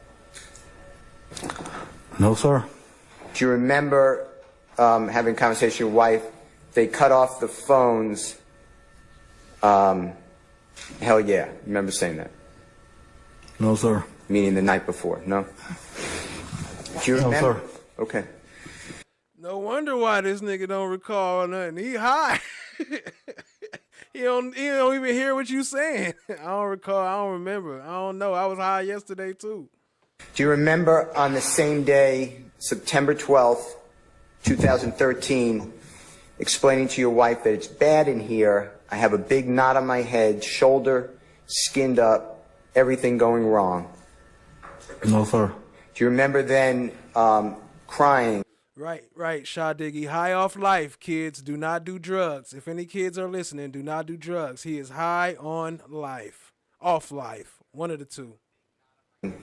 To your wife or your voice sounding like it's crying. Do you remember that? No, sir. Do you remember explaining that this shit is crazy? Remember that? No, sir. Do you remember your wife explaining to you that one of your children asked where his daddy was? No, sir. Do you remember explaining to your wife that you want a bond, but you may not be able to make it? Do you remember that? No, sir. Do you remember going to court or explaining that you're going to court at 11 o'clock a.m. that day, which is September 12, 2013? No, sir. Do you remember explaining that you had nothing to do with the crime of shooting Cam? Remember that? No, sir. And Cam does not live here anymore. Do you remember that? No, sir. And the Cam you're talking about is the one that you shot. Oh, excuse me, you explained on the recorded call that the one that you shot could not identify you. Do you remember saying that? No, sir. And do you remember explaining that you need to know whether the victims are coming to court because that will dictate whether you ask for a trial or not? What was that right there? You see him popping his neck and stuff? Now he looks suspect when you move like that. Once you say you high. No, sir. Do you know whether the victims are coming to court because that will dictate whether you ask for a trial or not? No, sir. Do you remember admitting to shooting these folks on that call? No, sir. And just to be fair, do you remember hearing you explaining that you could have called Chief Meadows? Remember that, hearing that with the jury a few minutes ago on State's Exhibit number 176? No, sir. I don't even have his number. Okay. Your Honor, I'm going to object because that Basis. And that. Don't say anything, Mr. Bean. What's your basis, ma'am? it assumes facts not in evidence. I did all you need to say. I'll sustain the objection. Okay, it was on the recording. But not at the time. I'm sustaining the objection, Mr. Steele. That's fine. Name a little more foundation or withdraw the question whenever you pleasure. Okay. Do you remember showing the jury and speaking with the jury about the fact that you played Original MC King Al Capone say, leave them drugs alone. Facts. guilty under Alford to shooting two people, and it's in, may I approach you a second, Your Honor? You may, sir. It's already in evidence. For explaining that one thing turned into another, and Big Fred wasn't even supposed to be with us. No, sir. Do you remember explaining that, discussing that Big Fred was in the vehicle? No, sir. It's all in the same recorded call. I'm asking the same questions. Do you remember saying 12 looking at his dumb ass? Do you remember saying that on the call? No, sir. Remember saying DK got in on your side of the car? No, sir. Remember police bullets came close to your head? No, sir. Saying that. Remember saying DK got shot in the leg? I don't recall, sir. Do you remember explaining to your wife during the same call that you're the victim of a robbery and the perpetrator took about $22,000 from you? No, sir. Do you remember saying to your wife that you could have given another person's name and walked away? No, sir. Do you remember telling your wife, excuse me, do you remember your wife explained to you to get the drugs out of your system and you explaining that you could clean yourself out? You remember that? No, sir. Do you remember discussing bond and trying to save money for bond? No, sir. Do you remember again discussing your court today at 11 o'clock? That day? No, sir. Do you remember explaining that you go to court for a probation revocation on Wednesday, September 18, 2013 on some sort of driver's license charge? I don't remember. Do you remember talking about moving the shit? I don't remember, sir. Do you remember your wife discussed that the homicide detective came back again last night, which would have been the September 11, 2013? No, sir. Explaining? I don't recall, sir. Where the wife? No, sir. Explaining that a bitch, excuse my language, is driving? Do you think this might be a stopping point for us today, or what do you think? Love, do you think this might be a stopping point for us today, or what do you Okay, Mr. Steele and Miss Love, do you think this might be a stopping point for us today, or what do you think? And why is he asking Love, though? I mean, I know he has to steal too, but why he ask Love? Like, it ain't got nothing to do with her. That's fine. It's just going to go on. I did not get the response. He hasn't said anything yet. Your Honor, it's going to be a significant cross-examination from here, so if that answers your question. Okay. And we'll see where the day leads us. Don't discuss testimony with anybody except the attorneys in this case. All right, Mr. Bean, you can step off. Ladies and gentlemen, take 10 minutes, and then we'll let you know where we stand for the day. All rise. There go your Jack Jingle Bells. So he telling them, he asked them, do y'all want to keep going? Still said he want to keep going. He said, all right, we're going to take 10 minutes, a 10-minute break. And then we'll let you know where we stand for the day. All rise.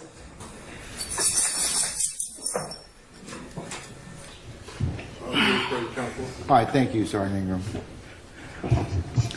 All right, Mr. Bean, I'd like you to report tomorrow morning for 9 o'clock, if you wouldn't mind, sir. Yes, sir. Okay, and don't discuss your testimony with anybody except the attorneys in this case, all right? Yes, sir. All right, we'll see you then.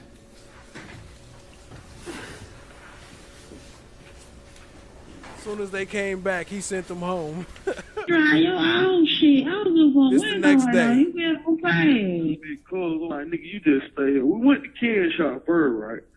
But you know, when you see shit, man, you gotta go on and get that shit.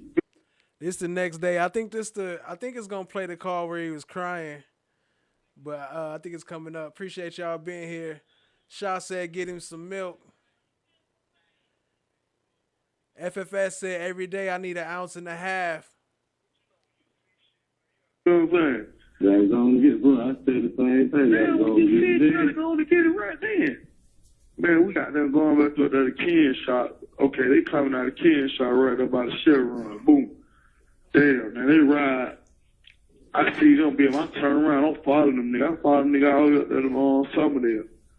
So okay, cool. Soon we see the tire, I said, give me a chance, let me see what the fuck this is in the tire first before you even get out the car, DK. Man, that nigga hopped out the car, man, when just started busting. Wow. 12 got their bag, I turn around, bag up. Niggas by that time now trying to turn around and get up out that motherfucker. They run and hit me. Boom. Bump the car. I run clean through the goddamn gate, through Summerdale on the opposite side. Boom. He shooting through the car. Boom, boom, boom, boom, boom, boom, boom, boom, boom, boom, boom. Man, I'm talking about, man. Man, I'm talking about. That sound like more than one shot. That sound like more than boom. With the car sprint clean. Boom. He shooting through the car. Boom, boom, boom, boom, boom, boom, boom, boom, boom, boom, boom. Man, I'm talking about, man. Man, I'm talking about. With the car sprint clean through the window, boy, down the light. Like it had went through my head, boy. I guess my head it came out my face. One bullet come clean through that motherfucker. Boom. Then I believe one of them niggas in the back shot Big Cub, man. Bad Pauline shot. 12 shot. Big Cub, DK had to shoot that nigga cause 2-3 shots went off with the go. And we were jumping them hills and shit. So I was like, damn, boy. After beat the prayer, I'm glad one nigga didn't just hit me in the head to shoot me, boy, cause some nigga bad. That nigga told they got down Big Fred out the car, the police shot, they was still shooting. Nah, that nigga probably shot Big Cook. Him, Big Fred, and goddamn DK had to scrap. I wouldn't even scrap. My 22 at home and my AR in the trunk. You get that $150 off the cup holder, bro. You got that $150 off my cup holder. No, I told they had $150 to go buy the lean. Nah, man. Well, no money in the cup holder, bro. Oh, my motherfucking money. Yeah, they say he had the money to go buy the lean. Nah, I think I had number $50, $40. He didn't even have that because DK didn't even get him his 50. All that money was mine, and money came out of the book. Look, he was so high the day before, he forgot to change clothes. He came back in the same clothes the next day. Well, he ain't no business doing that.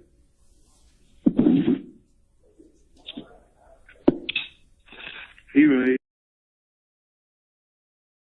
Nah, Shot Digger, he talking about the cop sounds. He said the cop was shooting at the car, and when the cop was shooting at the car, it was like boom, boom, boom, boom, boom, boom, boom, boom.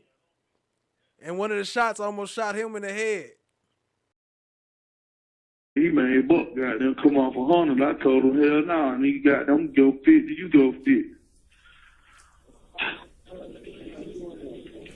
Nah, Buck told me you don't want to 50. No, that nigga gave me net. I had a 50 of my own money. I had $350. They got $345. I got to let Bay come down here and goddamn go to Providence and get that shit. Come down here and sign a piece of paper. I got to fill out a property release form or a waiver form so she can go down there and get a little $350. You know what I mean? Mm-hmm. And ain't gonna be that. I don't think I just gotta do is goddamn just try to make sure this lame don't even come to court with dad, goddamn, cause they talking about the old man and that old boy. So yeah, for sure, you know, I'm gonna take care of that too, boy. You know, I'm gonna talk to these folks. He come, you know? I mean, cool with it. Yeah, we're gonna try to keep his ass out of there, though. I can't get nothing but some probation, man. I ain't got no probation, no record, no none of that shit, man. You know what I mean?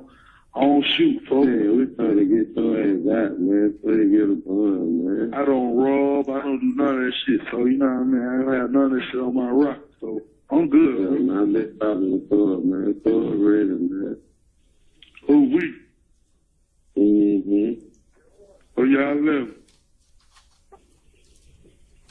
Yeah, I know. Yeah, he came over Clubhouse and talked to him yesterday. What did he say? Shit. He ain't say shit. He got the bag with him, goddamn, Yeah, cause, you know, he did say he did a little moment. Yeah, just trying to think about what he done did and all that. Max Shard, I represent Shannon Stillwell. Okay. You have heard in court a recording played to you of Detective Quinn and yourself giving an interview on September 17th of 2013, correct? You've heard that in court. Which one, Mr. Short? You need to identify it by... Williams 175. Okay, thank you, sir. I heard a lot of stuff being played, sir. Okay, but you heard a tape with yourself and Detective Quinn speaking, correct? Yeah, I heard it. I still don't recall. Okay. Well, I'm not going to ask you to recall the words that were said. In that interview with Detective Quinn, you were wearing a navy blue jumpsuit issued by the Fulton County Jail, correct? I don't remember what I was wearing at the time. Okay. Detective Quinn picked you up at the jail, correct? I don't remember. At the jail, you wear Fulton County issued navy blue jumpsuits, correct? I think they give you some clothes to wear, but I don't remember what I was wearing at the time. Okay. And you wanted to get that navy blue jumpsuit off of your body, correct? I don't remember. You wanted out of jail, correct? I don't remember. Okay.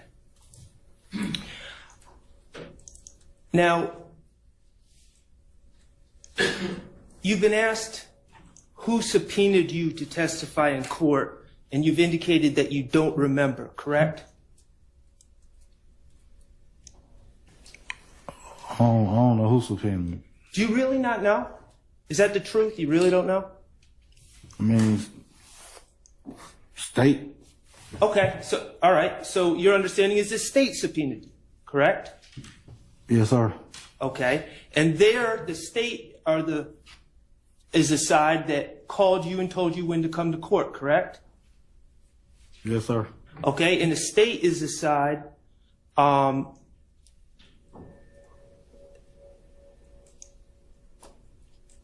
that when you're done testifying, you've walked out with a representative of the state, correct? I don't know what that means. When you leave the courtroom, when you leave the courtroom with a young lady walking next to you, she works for the state, correct? The officer?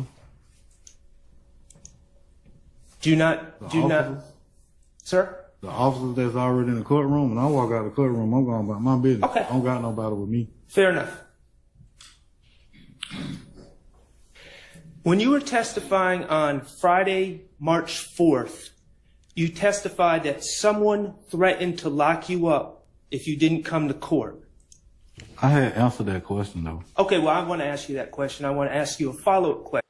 This is what they've been talking about the whole time, threatening them to lock them up, hitting them with them blues. You already know, family. Appreciate y'all being here. Hit the like, hit the subscribe, tap in, share with a friend. Shout out to FFS. Appreciate you, family, for the super chats. So, who threatened you? I had answered that already. Then nobody threatened me. It's just a subpoena that went out like I answered that question.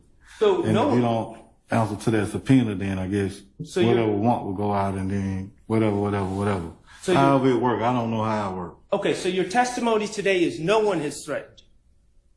There ain't no threat. Ain't no threat. I squared that up with Mr. Steele that they would not answer the question when he asked. So when you testified on March 4th that someone threatened you if you didn't come to court, that was a lie. I told him the threats that was coming through from my phone by them putting my number out there to the public. And why was my number being exploited to the public, such as my face and everything else, like these folks over here on this side over here, you can't see them, but you can see me, and all my business get put out on the street and information. You just might as well just give my address. Okay, but I understand what you're saying, but that's very different than someone threatening you if you didn't come to court. I cleared the threats up that same day, right there and there, through my testimony. All right. And nobody threatened me to do nothing. I want to talk to you about some other things that you've testified about over the last couple of weeks. On February 29th, when District Attorney Love was asking you questions, you answered that you can't remember any events that happened in the year of 2013. That was a lie, correct? No, sir. Okay. You've testified that you cannot remember at all being arrested on September 11th, 2013. That is a lie. If you say so. Okay. You testified. To Mr. Sharp's testifying about what is and not I'm cross-examining. Yeah, but you can't testify. You need to rephrase it. Okay.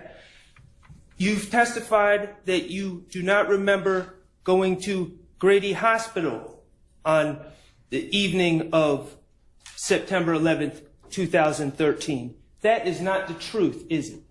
My testimony, I don't remember that from 2013, sir. Okay. You testified yesterday that, how many times you been in jail?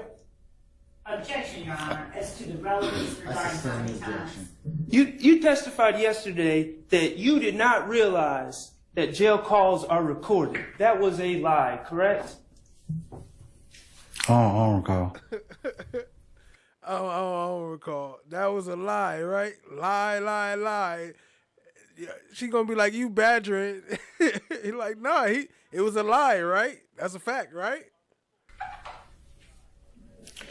In your testimony on March 1st to Mr. Steele, you testified that you could not remember meeting with Detective Quinn on September 17, 2013.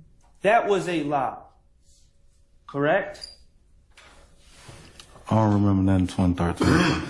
You testified on March 4th to Mr. Steele that you could not remember the conversation that Mr. Steele or you and Mr. Steele had at the Kroger on January 22nd, 2023.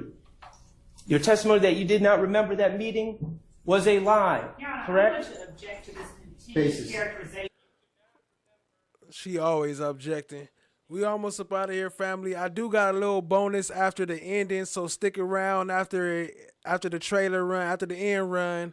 I got a little bit of Lil D Sister. We're going to play some of that before we roll out. So don't roll out right after the trailer run. Appreciate y'all being here. Hit the like, hit the subscribe, tap in, share with a friend.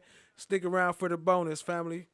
The witnesses lying. I remember that meeting was a lie, correct? I'm going to object to this continued characterization of the witnesses lying and using the lie. He is badgering the witness. I'm not badgering the witness. The form of the question. I sustain this to form of the question. That was. You are badgering him, so. That was not the truth, was it? I don't recall, sir. Okay. On February 29th, in response to a question from District Attorney Love, you indicated that you did not recall if you knew a man named Frederick Prothro or Big Fred. All right, appreciate that you, was Steph not JK. the truth, was it? Appreciate you, I family. don't recall, sir.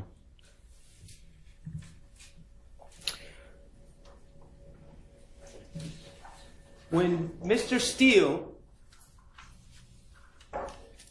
asked you if you had ever been charged with a crime with Mr. Prothro before, you indicated that you had not. That was not the truth, was it, sir? As to the one, relevance, two, it's been asked and answered, and three, badgering. It goes to his credibility, Your Honor. I sustain the objection. It's been asked and answered. Let's move on. Okay. What your answer was that the truth or a lie? Objection, same objection, Your Honor. I sustain the objection. Are you disputing the authenticity of the indictment in evidence? Objection, Your Honor, as to the form of the question, and that is an improper question. I sustain the question. Mr. Bean, is the indictment in evidence that shows your name and Mr. Prothro's Objection, name? Your Honor. That's been asked, answered, and it is Has not been asked. I haven't finished my. The state is standing behind. Wait a second. Let me just finish your question, and I'll make a ruling at that point in time. Ask your entirety of the question. The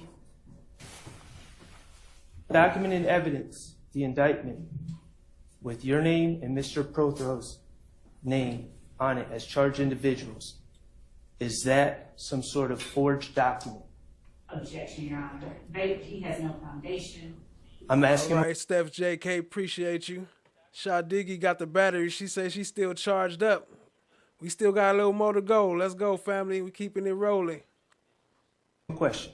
It's not relevant, Your Honor. It's not relevant. I sustain the objection. His credibility is very relevant. I sustain the objection. I'll move on. All right. Let's go back to 2000. Or let me ask you this. When Mr. Steele asked you what you meant when you said you were asking for some slack from Detective Quinn, you said you can't recall. That was a lie. Objection. Your Honor, same thing. It's Badgering asked and asked and answered. I sustain the objection. Let's go back to 2013, okay? I'm moving from 2024 to 2013, Mr. Bean. You would agree on September 11th of 2013 and in leading into the interview with Detective Quinn on September 17th of that same year, you found yourself involved and locked up behind this incident we've learned about over the last couple weeks, correct? I don't recall, sir. Okay. That incident that we've been speaking about over the last couple weeks involved an alleged armed robbery, correct? I don't recall. Okay. And the driver of the car would have been the driver of an alleged armed robbery or of a car involved in the alleged armed robbery, correct? Your Honor, I object to these. You see, he always got his blue on, too, to remind you of that blue they got him in. Shout out to Shard, man. He be killing it. Questions they've been asked. I sustain the objection. Your Honor, I am not asking the same questions that anyone else has asked. You have Southern Substance. They have been Well- asked and answered. Okay, so move along to something else. Okay. You were aware that the driver of this car was alleged to have driven towards a police officer, correct? I don't recall, sir. Okay. And you were aware that the driver of this car was alleged to have drove through someone's yard running over tricycles? I'll allow it. I'm gonna allow it. Go ahead. A lot of questions been asked, a lot of stuff been played. I don't recall. Okay. And you're aware that this car that was driven allegedly nearly landed on some officers in the parking lot of the laundromat? That's been asked and answered. Okay. Now, I believe today you have acknowledged you do know someone named Frederick Prothro, correct? No, sir. Do you know someone named Big Fred? Y'all will show me documents, paperwork, or whatever. I don't recall. Okay. You would agree that on the tapes that have been played, it indicates that a Big Fred had just been released from jail. I don't recall. I agree to disagree to that. Okay. And these tapes also indicated that Big Fred was a friend of yours. I don't recall, sir. Isn't it true that upon realizing that the driver of this car would be in big trouble, you made your good friend who had just been released from jail be the driver of that car when you first talked to the police? Objection. Isn't that true? Asked and answered. I'll sustain this to form. You can break it down, Mr. Sharp. You're not going to recall, are you? Objection, badly. I sustain the objection.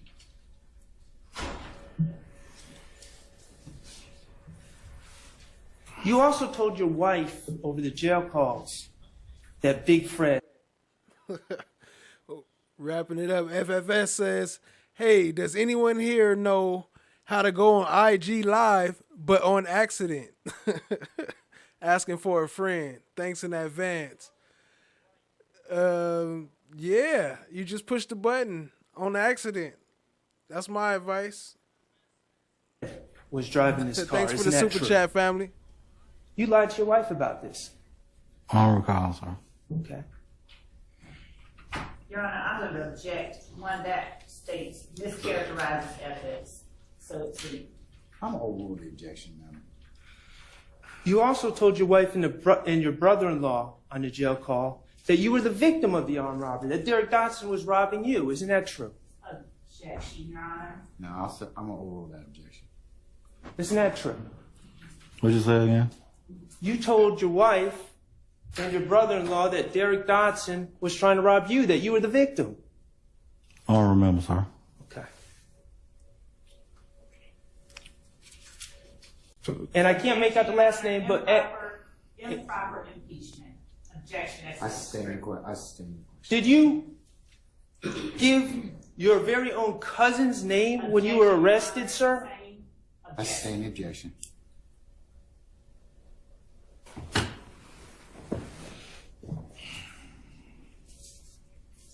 The truth is, sir, you've told lies. How old are you? Objection, Your Honor. Badgering. I sustain the objection. How old are you? Your Honor, so I'd ask that that be stricken and I sustain the objection, Mr. Sharp. Move along. How old are you, sir? that has been asked and answered. Move along, sir. It's an improper question. You know it. His age? No. Okay, I'm just asking how old he is. All right, we'll see where this goes. Sir. Badgering. The truth is, sir, you've told lies. How old are you? Objection, Your Honor. Badgering. I sustain the objection. How old are you? Your Honor, so I'd ask that that be stricken and I sustain the objection, Mr. Sharp. Move along. How old are you, sir? that has been asked and answered. Move along, sir. It's an improper question. You know it. His age? No. Okay, I'm just asking how old he is. All right, we'll see where this goes. How old are you, sir? 44. As a He just woke 44-year-old, you've sat here in 2024 and you've told many lies in court over the past few weeks, haven't you? I sustain the question. Got anything else? Yes, I do. As a 34-year-old, back in 2013, you told many lies about this incident, didn't you? I don't recall, sir. You've testified for 6 days, isn't that correct? Over the last 2.5 weeks.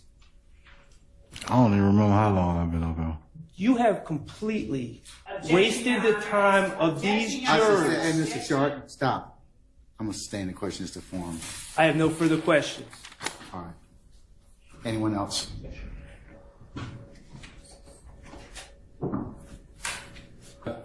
When the court tells you when to be back in court, you know when to come back to court, correct?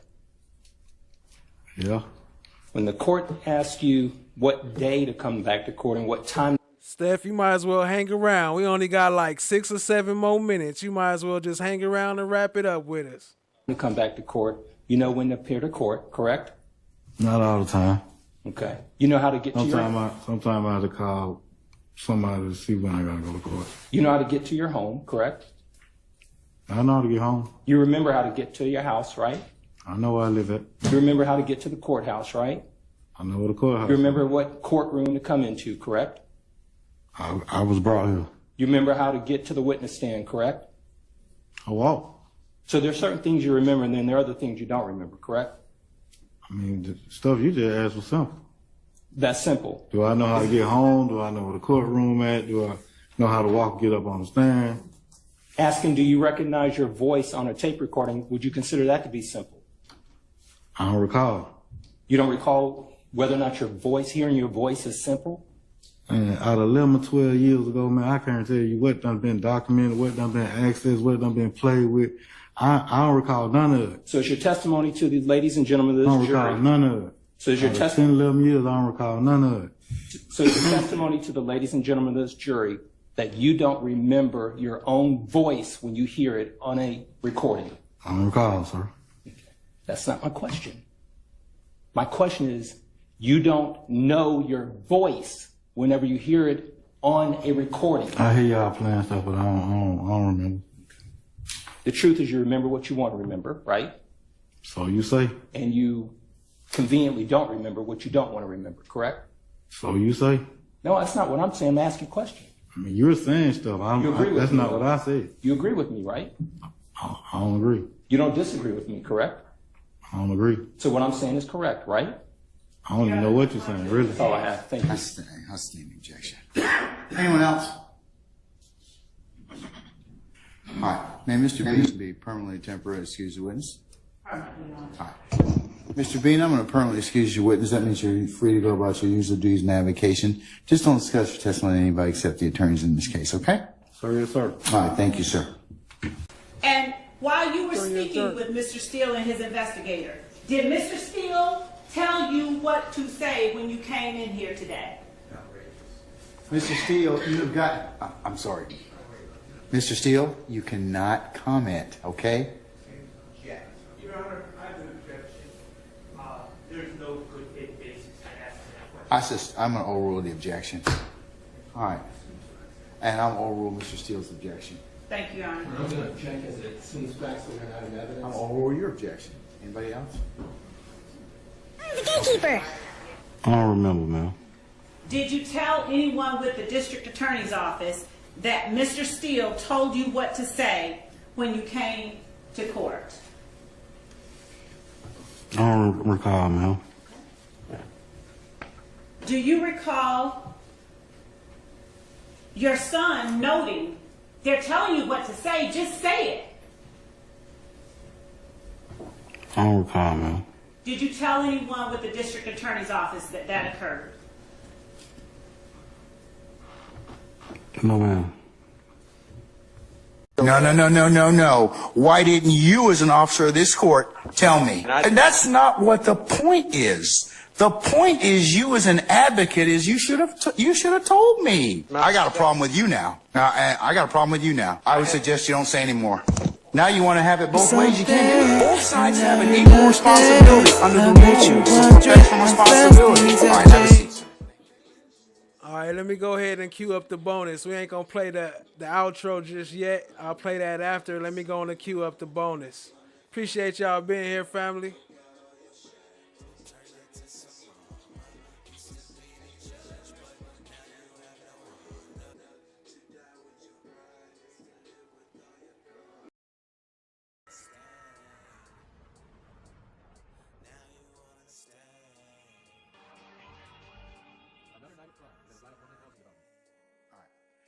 Anybody else have any other issues as to?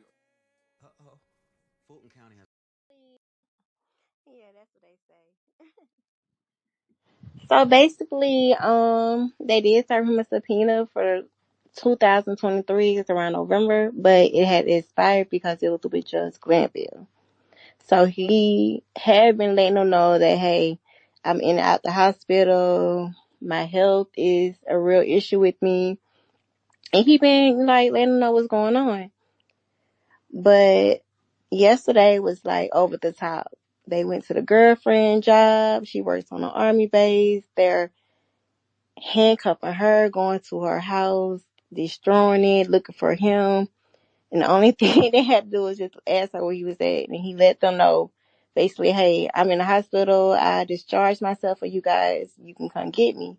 But they still did it in the most distraught way, like ever. Like, they really just did it in the wrong way. Yeah, that is. Now they got him down there. Like, he still got pneumonia. I know he's in that cold air. He's not covered like he's supposed to. He don't have any medication. He's in there the whole weekend, so he really don't have nothing to eat, nothing, the right things to drink, like no vitamins. So it's really hard for us right now. Yeah. I can imagine, and then, yeah, Monday's going to be interesting. Yes, and Miss Love is showing right now that she'll do anything just to get one thing indicted. Like, she'll just do anything right now just for one guilty plea, and she don't care what she do. So just going on there, he's not in a good mental space right now. He's not in a good health right now. He's not able to be on that stand for those days, being in that cold, being around all those people with his immune system. Like, he's not fit to be on that stand. When you do your time, now you sign the paper, did your time, you come back, been out for a couple of years, now they want to put that back in your face again, and you're trying to move on with your life.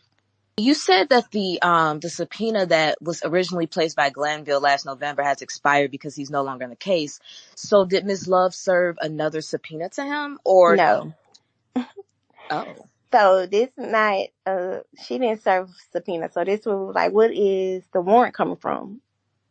He don't have a warrant because he haven't did nothing to get a warrant, or he haven't been served to get a warrant. I see if he had a subpoena and he had a court date and he didn't come, then he missed the court date and then you get your warrant. But none of that ever happened for him.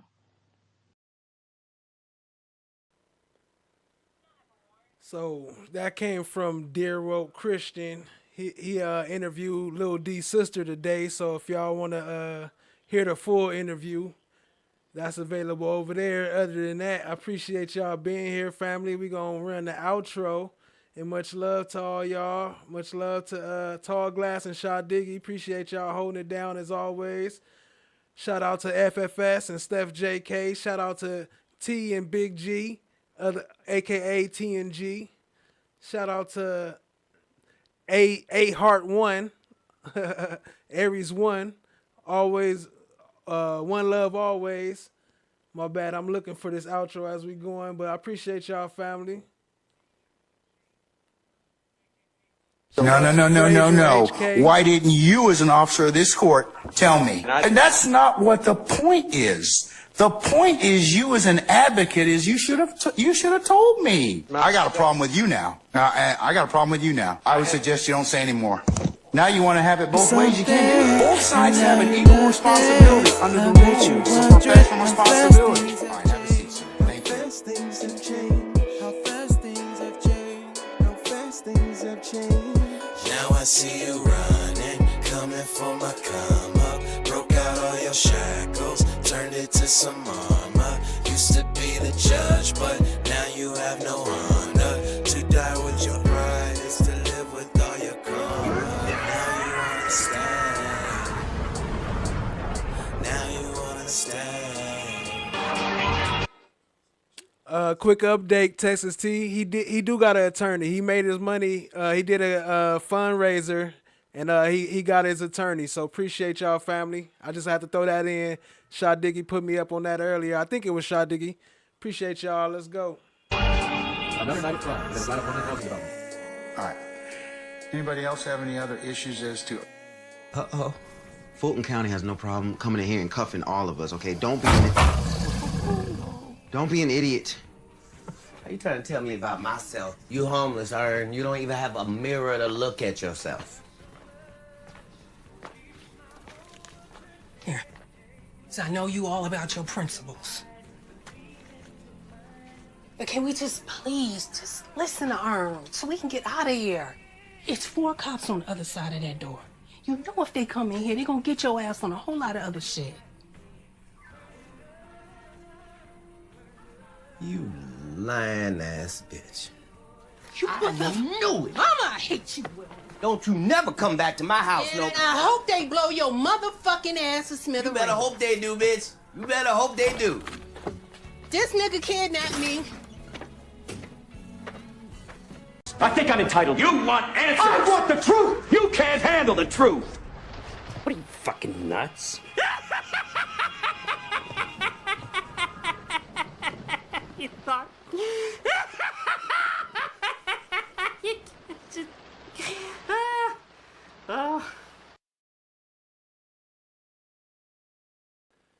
And shout out to Chanmar Black is Golden. Appreciate you. Appreciate y'all all, family. Have a great night. See y'all tomorrow. Had a great time with y'all.